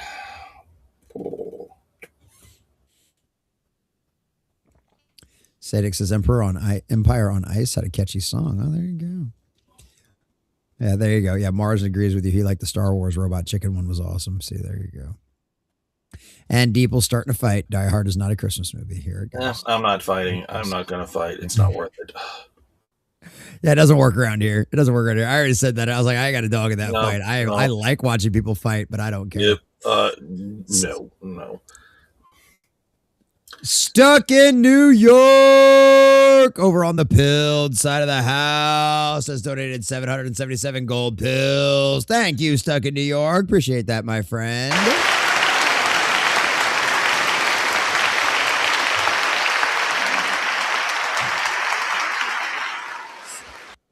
Stuck, Rankin ignored me or left. Do you want to come hang out we're going to switch over to Rumble exclusive. You want to come jump in for the Christmas special as well? We can talk about fun Christmas things as well. But appreciate that, my friend. And you know what? That's close enough to, that's like $10 essentially over there. So, well, what do we want to do for that? I can do a dab. Oh, you know what? No, I'm going to show off our new AI video. This is the one based on the thumbnail. This is me and Handy, boys and girls. So check this out. Hey, not bad for two guys in Santa coats. We're bringing the holiday heat, man. Watch this spin. Woo, that'll warm up the snow pretty quick. No place like a Christmas groove. Merry Christmas, everybody. I don't know why it made me look so fat, but I did now notice that Gryffen was floating up and down the entire time. I was going to say, awesome. you had me in there. I was high, thank you. It's the only time you're going to see me high, thank you. Because I'm... Thank you, Stuck in New York. That was our fun little Christmas video for the day.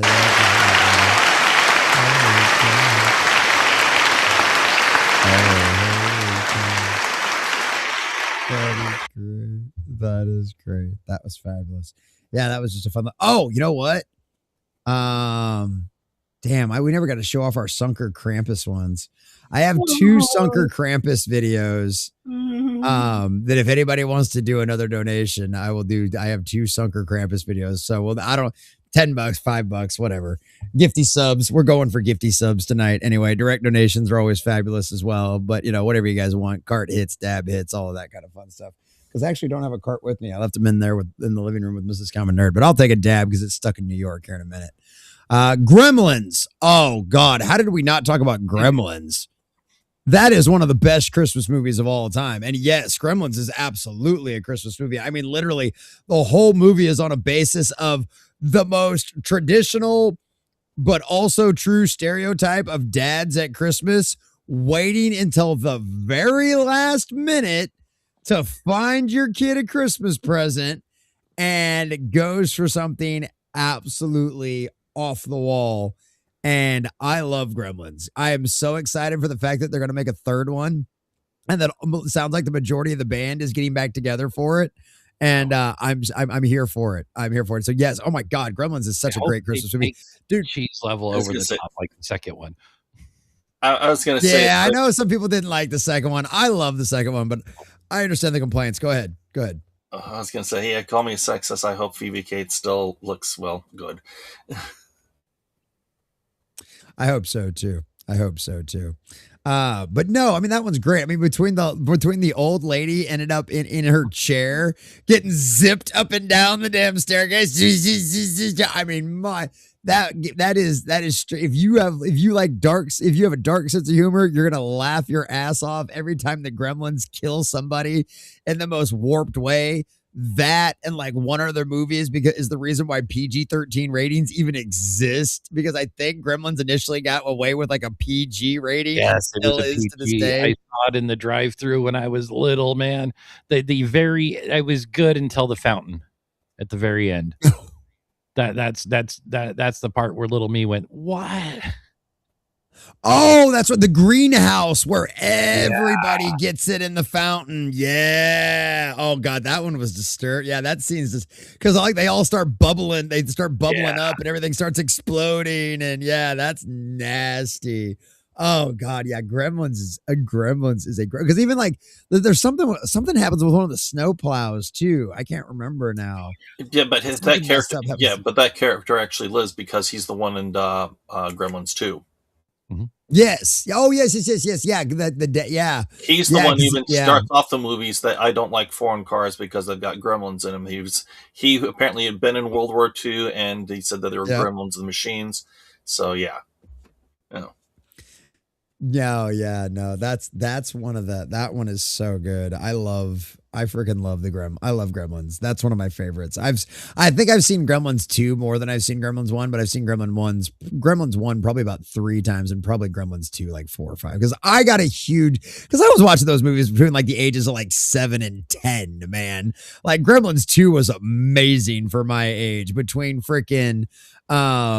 like even like the lady gremlin. Oh my god. And him at the end with the guy that I ended up seeing in Deep Space Nine or Voyager. End up being Robert the doctor Ricardo. In Voyager. Yes. And oh my god. And watching him at the end going, nah, fuck it, whatever. With the female gremlin, I was like, that was so horrible. I loved it. I love everything about that movie. Between the little electric gremlin that they 86 everybody else with at the end, like I love the little electric gremlin, the super genius one. Well, I'll tell you right now, we're currently advising our investors to invest in ammunition and canned food. I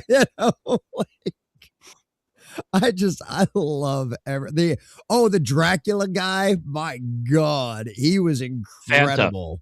The Phantom. Yeah. Yes. Oh, that was so good. And then I am a camera. No, I know. I am a camera. The little Asian guy. Oh, they were great. On the live reporting of all of the monstrous gremlins from inside the tower. Oh God. Yeah. And even the corporate CEO that everybody thought was going to be a dick turned out to be a really great guy at the end. He was like totally nice and awesome and made it all fabulous. So no, I love Gremlins. Yes. Gremlins is absolutely a Christmas movie. Hands down. Not even close. Oh, I want to be a dentist. Oh yeah. We were talking about Rankin and Bass earlier. Go ahead. I'm glad nobody said the Santa Claus.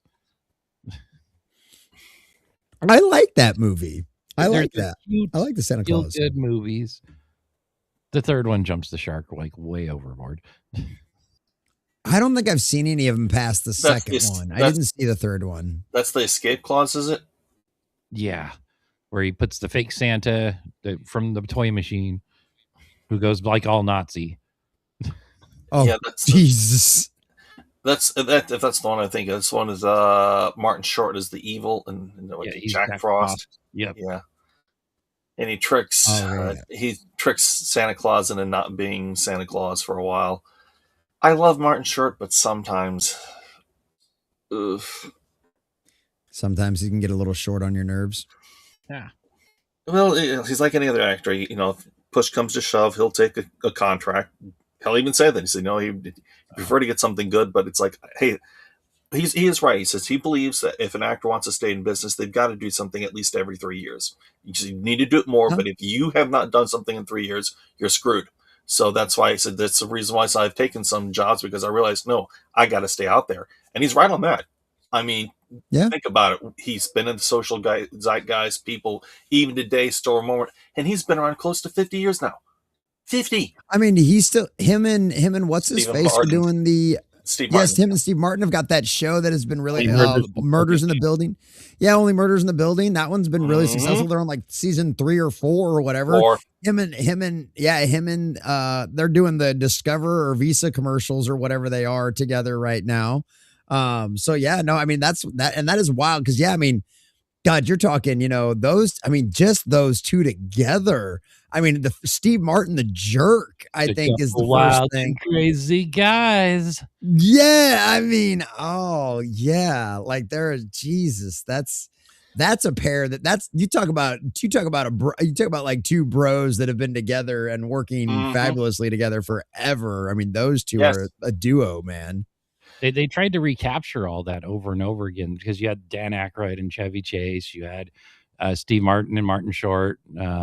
Just a couple of. They tried to do that in the 90s with a lot of people. With if you remember the pairings of Stallone and what's his name, the animal. Little short. The animal. You mean Joe? Oh shoot! Oh no! You're talking. Oh great! I'm blinking at the comedian. Are you talking from Demolition Man? Rob Schneider. Rob Schneider, yes. Yes, Rob Schneider. Oh, Rob Schneider. Yes. Yeah, that Make those pairings a lot. There's so many movies with Rob Schneider and Stallone. There were really. I didn't Yes. realize that. I must have missed a lot of He those. takes a smaller role. Mhm. Oh, Not God. to bring, What up, They- Cody? not to Almost bring, like they had a contract to do movies together. not And to then bring they it. went down. I was going to say not to bring a downer on Mostly Murders in the Building, but for a very short while, Martin and Short considered bringing Chevy Chase into them, because if you think about it, those guys had been a trio off and on, and of course the ever famous Three Yeah. Amigos. But let's Yep, just the Three say Amigos. Chevy God. Chase, there's a reason why people don't like working with him, and I'm going to leave it with that. Yeah, I've heard he's a little bit of a dick. I heard about that. Steve Martin can definitely do a duo Mermaid Man and Aquaboy movie. There Exactly. you go. I like that idea. There you go. Oh, that'd be hilarious. I think Plane, Trains, and Automobiles is actually a Thanksgiving movie, isn't it? It is. Yes. Yeah, it's a Thanksgiving movie, isn't it? Yeah, that's what I And thought. it's Christmas So Eve. one of the actual few ones out there. What? Go ahead. I was going to say, if somebody wants to call Trains, Planes, and Automobiles Christmas, think about it. They're stuck in the winter, and everybody's trying to get. It's really Thanksgiving, but hey, come on, close enough, man. I'm not going to work. Yeah, that's fair. Home Alone. What up, Devastator 5309? What? Home Alone. Both Christmas Oh movies. yeah. Oh, absolutely. Yeah. And those are another ones like that's another one. You can't argue about that one. I mean, everything about those movies are Christmas. I mean, right down to, and I love it in the second one with the bird lady and all of that one stuff. And then the crazy guy that he thinks like is like some, gonna like murder him and stuff like that. And he actually turns out to be kind of one of the little saviors of the story, like I love it. And I love that they had those kind of reoccurring archetypes in those movies too. So yeah, those ones are great. Yeah, those are just absolutely fabulous. I mean, that was one of the things that was when I was a kid, like that was the house that I was like, yeah, I want a house that big so I can have that much family at the holiday, everybody together for the holidays. Like that's the only reason I ever wanted a big house, was to be able to have a big family event like that. And the one time I ever saw stuff like that was in Home Alone. So yeah. Oh yeah, and the people that own that house now are actually going to restore it to the way it looks in the movie. Oh, I got to plan a trip to Astoria soon. As soon as they open the Goonies house as a museum. I didn't know they were doing that. When I lived up there, you couldn't even go up the driveway. Because there's a long like shared driveway there. You can see it in the movie, the hill. If you go up there, the sheriff's there because they call the cops that fast. So you have to see it from like the bottom of the hill from a distance. If you're taking pictures, they call the cops. Those people were such dicks about it.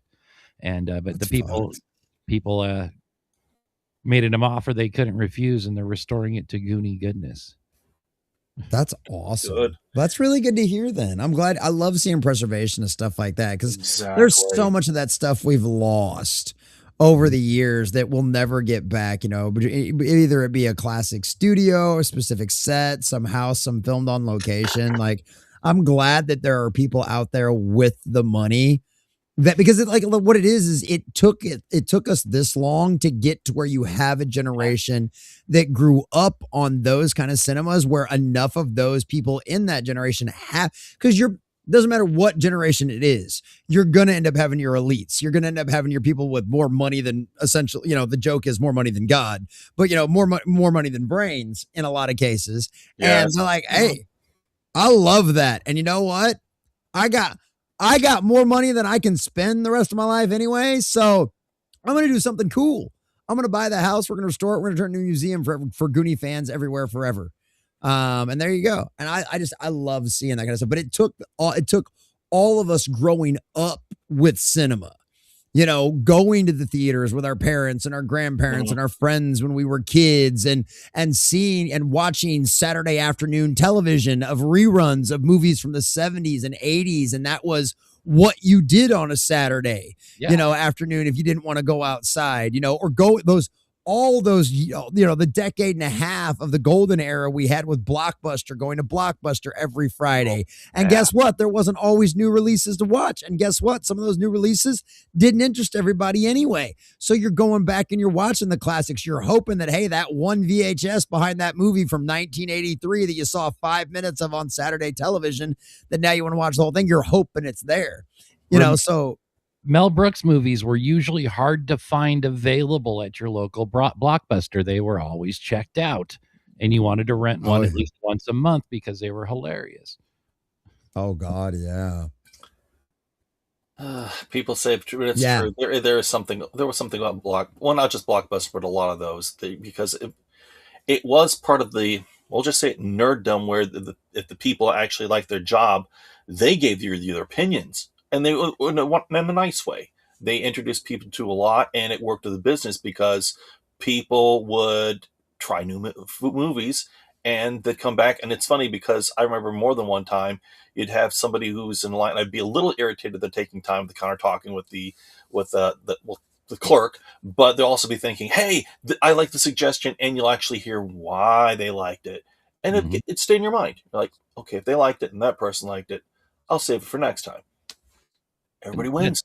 That goes back to all the businesses, because back in the early 2000s when I managed for the auto parts stores, you had to get knowledgeable. You had to learn. You had to be able to diagnose things and give good opinions. Otherwise, you're just selling the person what they said and not fixing their car. I've held an ASE parts certification, which a lot of people have said sometimes is harder to get than some of the mechanic certs, because you have to know all these stupid little math questions about running a auto parts store. And it's just, it was an interesting time. And now if you go into like one of the big chain parts stores, nobody knows nothing except for what's on the computer screen. True. Yeah. I said, and that's worked serious hardware for a long time. I was not much of a tool person, but I learned quick. You had to. Oh yeah. Well, and that's what it comes down to. I mean, if you're going to be good at the job, if you're going to try to do your best, you're going to learn as fast as you can. And yeah, that was one of the things. I mean, and that was the cool part about the movie rental places. Even the smallest town, if you had a school district, you know what I mean, you had a little local movie rental place. You know what I mean? Like, we didn't have a Blockbuster in the town I graduated high school from, but we had some local yokel that owned a movie rental place. You know, and that we all went to and all of that kind of stuff, and they still had, it wasn't obviously as big as Blockbuster, but there was always something to watch. And I was a big horror kid. And so I'd go and, get 2 or 3 of the freaking Friday the 13th or, the Nightmare on Elm Street movies or the Highlander movies, because God knows I loved the Highlander movies as a kid. And, I watch all of that kind of stuff, boobies. So, yeah. Hey, what's up, Captain? Have fun. Good to see you, buddy. There you go. Long time no see, man. But how you been? But don't be a stranger. How's the kiddo? Yeah, we didn't have Blockbuster when I was a little kid. We had it was John's Video Rental, and right next door was Domino's Pizza. So if it was movie night, we were getting pizza and just going home. Mm-hmm. Yeah. And this is before Domino's sucked, because now they employed the Noid. You were trying to avoid the Noid back then. I remember that too. I remember renting movies and video games from Hy-Vee before like Blockbuster even really started to be a huge thing, because like the grocery stores were renting out movies and video games and stuff. H-E-B. Does H-E-B still have a video department? Probably not. They've got an electronics department. The bigger ones have a better one, but that's about it. They've got an electronics department, but that's about it. Unless you go to an H-E-B Super, but no, they don't have like a big DVD collection or anything like that anymore. This is how big. I mean, H-E-B. People don't know. H-E-B is a huge line of supermarkets based out of Texas, but they were so influential that they'd have their own video. This is how important they were. H-E-B in Texas got the rentals for the movie Aliens before anyone else. That should tell you how big they were. Does anyone else remember the Little Caesars pizza tray? The reason that the guy said pizza is you've got 2 pizzas every time. if you ordered, you get a one pepperoni, one cheese, one pepperoni, one supreme. It was always 2 pizzas in the thing. And it came with this big long, like took up your whole back seat sleeve. I remember I was young enough to where I think when we started going to Little Caesars on a regular basis, I think is when they were starting to phase that out. But I do remember that a few times as a kid of having those things, because I remember them being really long and really big. But I just went to Little Caesars for the crazy bread, and I got really good at their little machine. So we'd be sitting there. I'd go with my grandpa waiting for a pizza, and he'd give me a quarter, and I'd bang through that machine. And I'd get a soda, and then the next time I'd end up with like a couple of sodas and a free crazy bread sitting there waiting. They fucking hated me. There. Yeah, good grief. I'm glad you mentioned that, because good grief. Back, I'd say, but what, early 2000s, Little Caesars went downhill. They weren't never great, but they were good. Now they're good enough. You got your money's worth. Good grief, especially if you're a college guy with your friends going to Little Caesars, grabbing a movie. Come on, that was the night.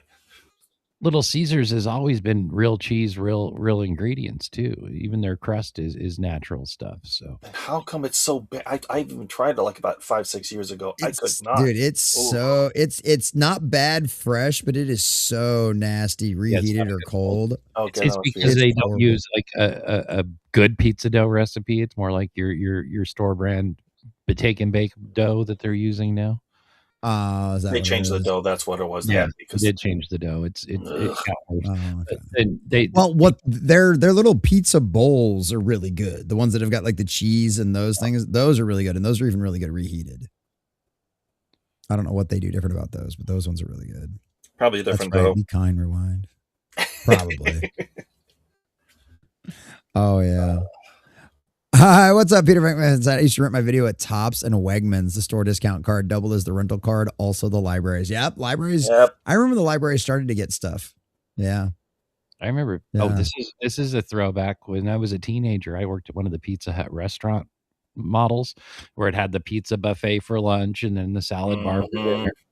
And they had beer on tap and things like that. I was one of the cooks back there, but every night when we closed, the waitresses, everybody just grabbed a beer, and I'm back there cleaning the cook station. They set a beer down. I'm like, I'm 17, but yeah. And they're like, you drink? I'm like, yeah. Okay, here you go.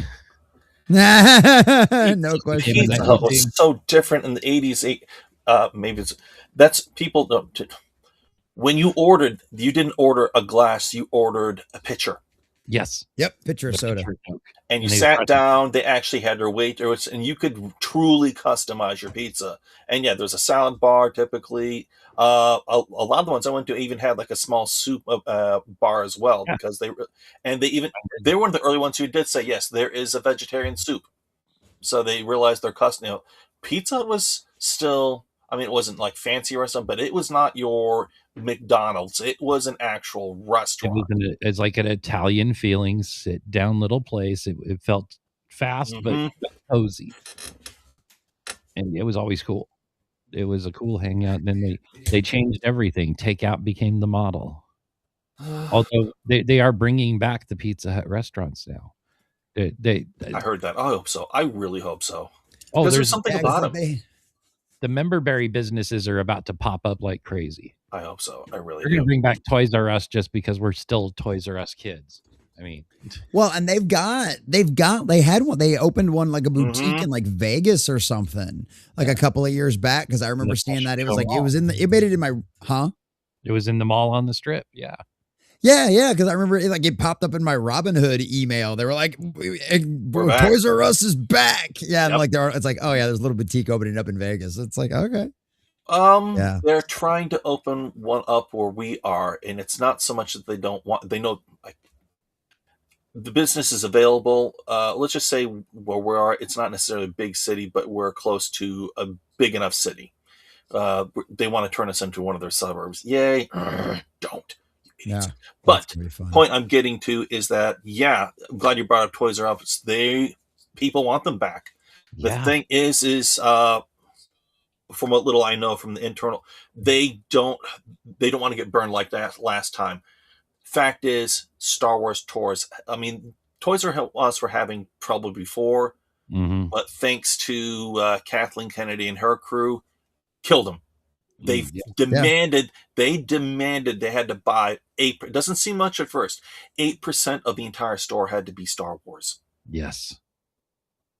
and they didn't sell. And Yeah. There was no, just I mean, depths of Ray.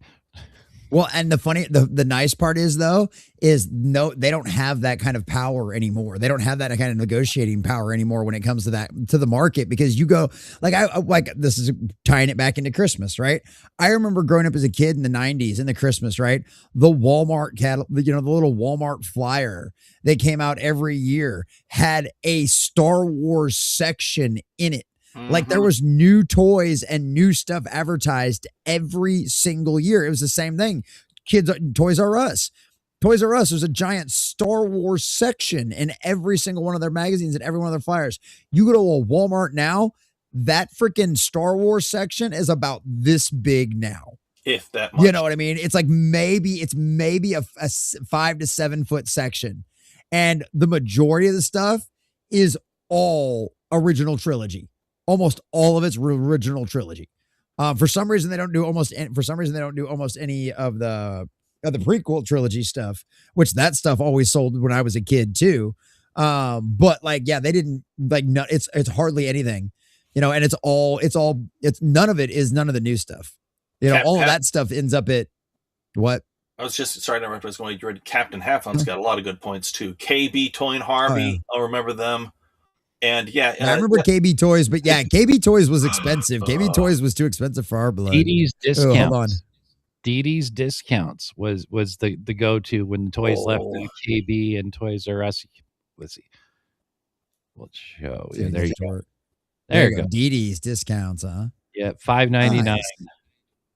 Transformers. Oh wow. 1986. KB Toy. What was the other one? There was another one I'm trying to remember. Good grief.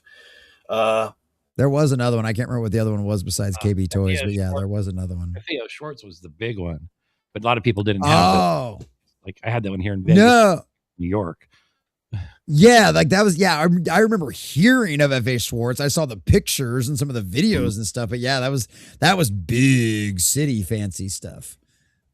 Yeah, we didn't get cool things like the Plaza in Kansas City. The Country Club Plaza up there has some really cool stores always around Christmas and things like that always have a lot of really neat things. They light that whole thing up for Christmas. They have that thing. It's from they light them on. They light the lights Thanksgiving night. Like there's a big event down there, and that's when all of the stuff kicks off, and you got all your carriage rides and the lights turn on, and it's gorgeous. It's insane. It's a lot of fun though. That's about the only excuse ever for me to get out in the cold. Captain Have Fun says they thought they were big shit. Toys R Us treated their employees like shite. I had a best-selling toy and they wanted more than their share of the money. I believe it. But yeah, but that's just one of those wild, that just shows you how bad. The nice part is it's like, it's like, who's the other thing? It's like, what you don't, I mean, who's Toys R Us going to have as a flagship? You know what I mean? What brands out there? There's nothing that dominated like Star Wars and stuff did back in the day. But Mattel now has their own block line of Hot Wheels cars. There's everyone's coming out with their own building figures because Lego's patent expired. Oh, so, did they really? Yeah, there's about to be a surplus of building toys out on the market. Like I've got some stuff that's reproduction made in like special order made in China, but it's because that patent expired, it's all legal stuff, except for the licensing. It might be a little sus on it. But when I finally finish the big giant Mount Dune back there with Sauron's eye sitting over my shoulder, it's going to be awesome. Dude, I can't wait to see that. That's going to be dope. Well, it's just like I said, I guess there's stuff like that, but Minecraft, I guess there's that, but it's none of that stuff still anywhere near as dominant because you don't have the cast of characters as a lot of these other franchises do. It's the same thing. I mean, there was always new Batman toys and stuff like that at Christmas. All of that's gone downhill. Same thing with Teenage Mutant Ninja Turtles. There used to always be that stuff. And it's just like, yeah, it's just like, I don't know that. I think if anything, that might be harder on bringing Toys R Us back more than anything else is you just don't have a lot of those major flagship franchises anymore that were always dependable hits. The interesting thing is, will they allow third-party manufacturers to sell toys, because there's a lot of awesome Transformers stuff out there that is third party, but officially licensed third party. I forget who said, but not knocking. Somebody else said, "Would anybody want to go to stores?" I guess I'm just speaking. Yeah, I would, but it's not because I'm an old timer. I'll give a good example because the selection, man, because it's what you're saying, Handy. There needs to have more selection, and not just your major ones. I'm going somewhere. This is very related. It was about a decade ago. I was shopping for a Christmas present for a friend of mine, Cara. She's very much into fantasy. She and I consider her my niece. She's not really my niece. Married Van. I'm happy for both of them. I really am. Hey, just in case, Karen, Vanny, if you give me a call, okay? Your uncle misses you. I digress. Quick tangent, but related. This is uncle. You'd like him. Because Jesse, you have been to the Texas Ren Fair, so now you know what I'm talking about. You can get cool stuff there. I knew Van was a major Kingdom Hearts fan, so I got him an authentic life-size key sword, almost 4 feet long, and not made of foam. Oh yeah, I got my kid one of those. High grade aluminum. I mean, the sucker is actual metal. He didn't know whooping word, but you could tell he was in love. He has it over his bed because that many reasons he likes it, but also he says just in case somebody comes in. But officer, it's just a toy. Whack. The guy just tested it on a demolished 2x4s. But anyway, so I'm going to the store. It wasn't even Toys R Us, but it's another one of the other larger chains. I find this odd collection. It's obviously from like Europe, or I think it's actually more Europe though. It was these fantasy figures, and one of them was, I wish I could have show you it. It was this sleigh made of, when it was pulled by 4 wolves. Oh wow! But they were cool. It looked cool. You can tell they were wolves, but they're not like savage. It was like a variation of elves who were on it, and not your traditional elves, but more like like spirited, more like fae. Carl loved it. She's like, "Thank you, Uncle." So, yeah. That's so awesome. And I would have never, I haven't seen them before, haven't seen them since. I don't know where they are. I would never, and I've been looking for them online, can't find them. I think it's like book or something. Sorry. Like I think it's just and Comic Relief Shader, good to see you, buddy. Good to see you, brother. But I think it's just funny that anybody would ask, like, does anybody even want to go to that store anymore? I remember this like stuff back in the 90s when online shopping first became a thing. There was all these news reports, like they were writing news articles about, the death of the department store and it'll be the end of all of these stores because people just sit at their house and order online. Like, I mean, we've heard that for 30 years at this point. You know what I mean? And yeah, are malls near as big a thing as what they used to be? No. But it was that because a lot of malls got really high crime rates and insanity like that because they weren't policing them properly. Yeah. Independence Center and in Missouri. Junk killed the shopping mall. Honestly. Yeah. Because you could go to Walmart killed the shopping mall. Yeah. Yeah. No, if you want to blame anybody, it wasn't online shopping.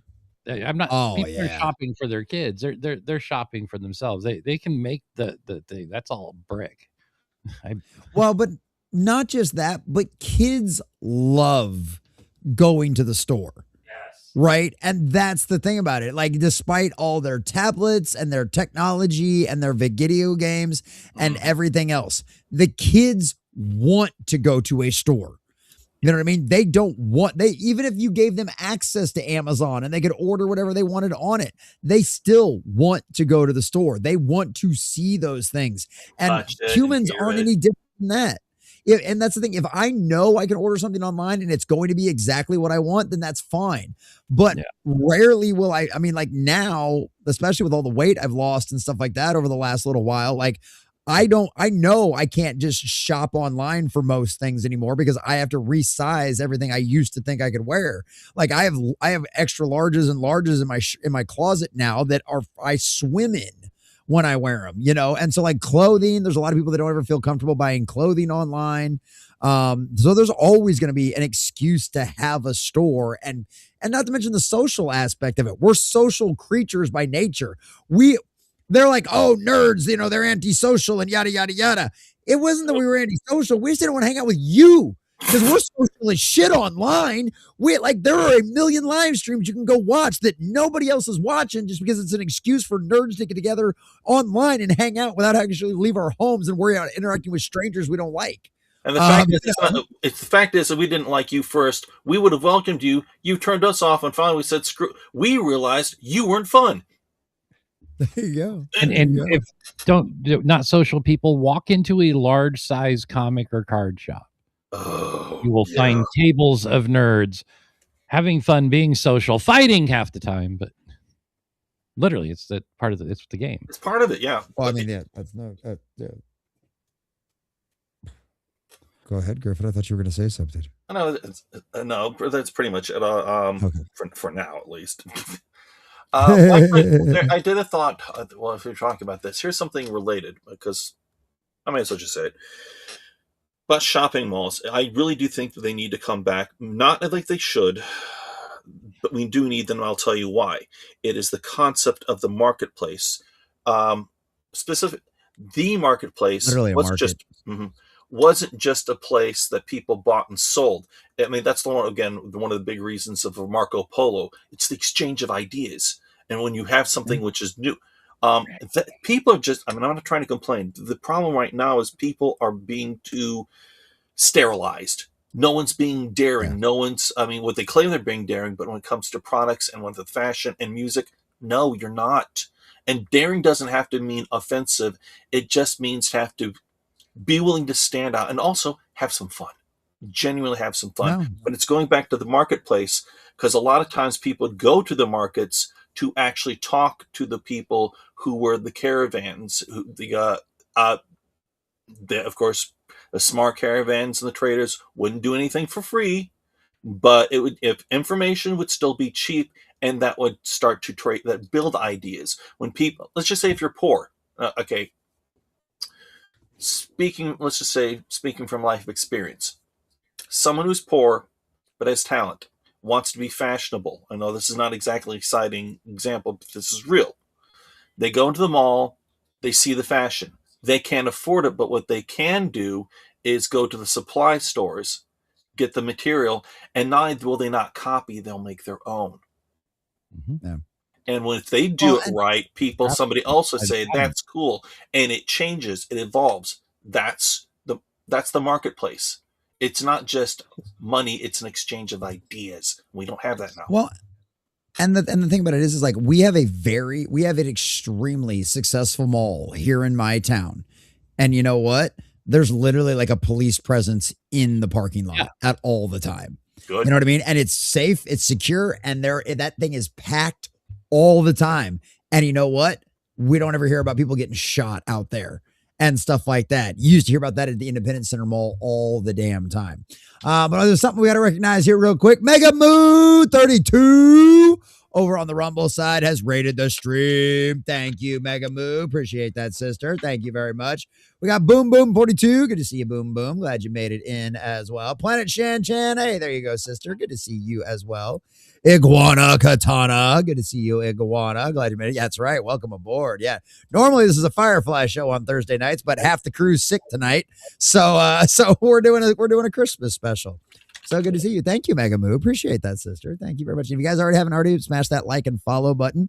You'll see a cute little baby's face pop on my thing. And same thing with all the rest of the fun stuff on all evening shows. So appreciate that, guys. Deconstructo. And yeah, when we hit 1,500 over on Rumble, we'll do another 24-hour exclusive stream over on Rumble as well. Zeniclave, thank you very much for coming in. Flying Eagle, appreciate that. And yes, your emojis will bounce all over my face. All over my face. Hawaiian Salt 21, good to see you guys. The Ultimate Tea God, hey, we love some good tea. My wife, it's a good time of the year. Reality Pocket, good to see you, Reality Pocket. Kate CWV, thank you, Kate, appreciate that. All right. Hey, Zio Gigi. Good to see you guys. Zeniclave. There we go. Appreciate that very much. Thank you, guys. I'm going to try to make sure I didn't miss anybody. All right. There we go. Thank you, guys. Drawing with Edge. There you go. It's Flying Eagle. Good to see you guys. Appreciate y'all. Thank you very much. Thank you very much. Oh, that is great. Well, actually, Cody, we're planning on doing something when we switch over to the Rumble side because Handy's got a bunch of cool stuff for us to look at and some fun little Christmas stuff. We were only supposed to do like 30, 45 minutes over on YouTube and nerds decided to do nerd things and we geeked out and talked about all kinds of fun stuff as well. So, yeah, it's a lot of fun.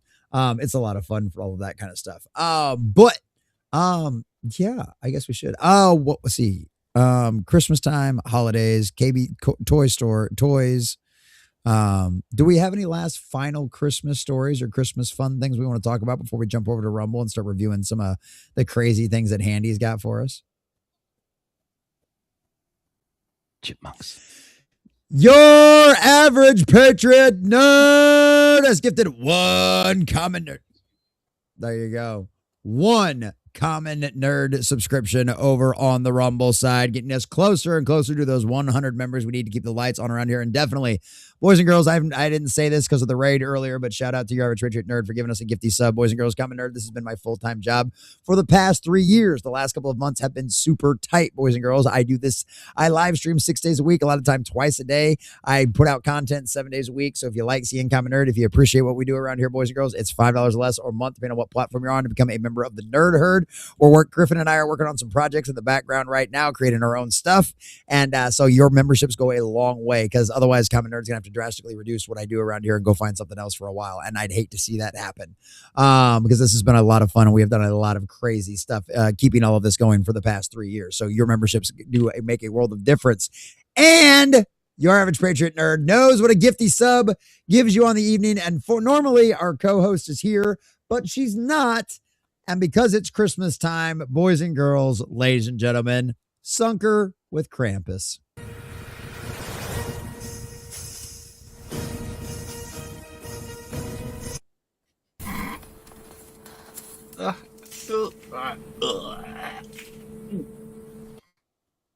And just for kicks, because this will wash that nasty taste out of your mouth.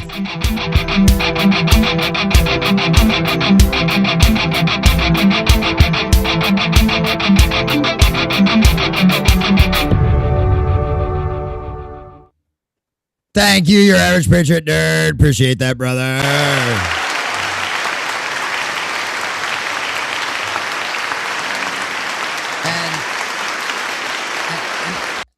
And we don't just objectify my co-hosts, myself, or my wife on occasion around here.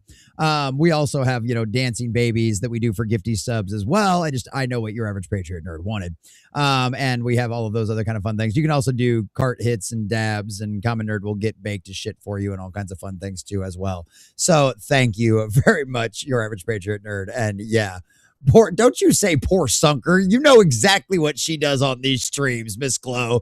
She's the one that came up with the idea for most of this stuff. She's the one that goes $10 and I'll go put on whatever plaid shirt you guys like. So yeah. She did all of this to herself. Exactly, Planet Chan. Thank you. She knows what's up. Sunker Maiden is awesome. That is right. So there you go, you average Richard nerd. Okay, the Krampus one. Yeah, there you go. Appreciate you, brother. Yeah, I like the puke faces coming down too. That is freaking great. All right, Captain, have fun. We'll catch you later, buddy. Well, we're not talking any movies right now, but I would love to have you on one of the Thursday night shows for something we review in the future. Follow me on Twitter again. Are you still following me on the new Twitter account? I don't know. Good to see you, though. Oh, good to see you guys. Thank you so very much. So appreciate all of that. This has been fun so far. I'm loving it. Handy's taking off the hat. It got too hot for him. Yeah. They are, dude. This thing is way hotter than my bowler hat. This thing is way hotter than my bowler hat. By a long shot. So, all right. Well, boys and girls, ladies and gentlemen, I appreciate all of you fabulous folks over there on YouTube. But as we generally is the friendly reminder on our evening shows, these are watches and reviews. And even though a lot of this stuff is fun, fan-made things that are on YouTube, because especially the way that with that new AI implement system, you guys have probably seen the reports. If you guys keep up with any big time YouTubers, you've heard the stories about all of the insanity that's going on with a lot of that kind of stuff right now. And until they get that stuff straightened out and regulated, we simply cannot take the chances on any of that kind of stuff. So please come join us over on the Green Machine. We will also on Pilled. We're also on Kick. We're also on Twitch. Oh, just because it's a default and it's there. And you know what? We love Radulaser, and Radulaser loves Twitch, and he likes watching things on the big screen, especially when Sunker is here. And the Twitch one works the best for his television, so we don't blame him. So we go over there for Twitch for him as well. So you guys want any of those platforms? Also, if you just want to click the link, if you're not sure about Rumble, you can just click the link that I dropped in the chat over there, or find us over there on Rumble at The Common Nerd. And you can watch. You ain't got to sign up for an account. You can just sit there, watch, have a good time, laugh with us. Or you can sign up for an account and get us closer and closer to those 1,500 we need over on Rumble. And I'll do another 24-hour Rumble exclusive stream. So check all of that kind of stuff out. So we appreciate you, boys and girls. And just to make the transition, well, you know what? We're not even going to bother with the transition really easy. No, we're going to do it hard. We're going to transition, and we're going to do it hard and fast and quick. And it's going to be terrifying. It's going to be horrifying. And everybody just start waving at the screen and say, bye, YouTube. Oh, please, no. Not again, not again, not again. All right, there we go. That works. That's what we need. All right, Handy, what's the first thing you've got for us? We don't have anything pulled up yet. First one is that Dragon Ball Christmas short from Team 4-Star. Although yeah, the one you sent me. Yeah. You what? I need a restroom break real quick. Oh yeah, by all means, have at it. You've already seen this anyway. By all means, we'll let it play and torture Gryffen with this and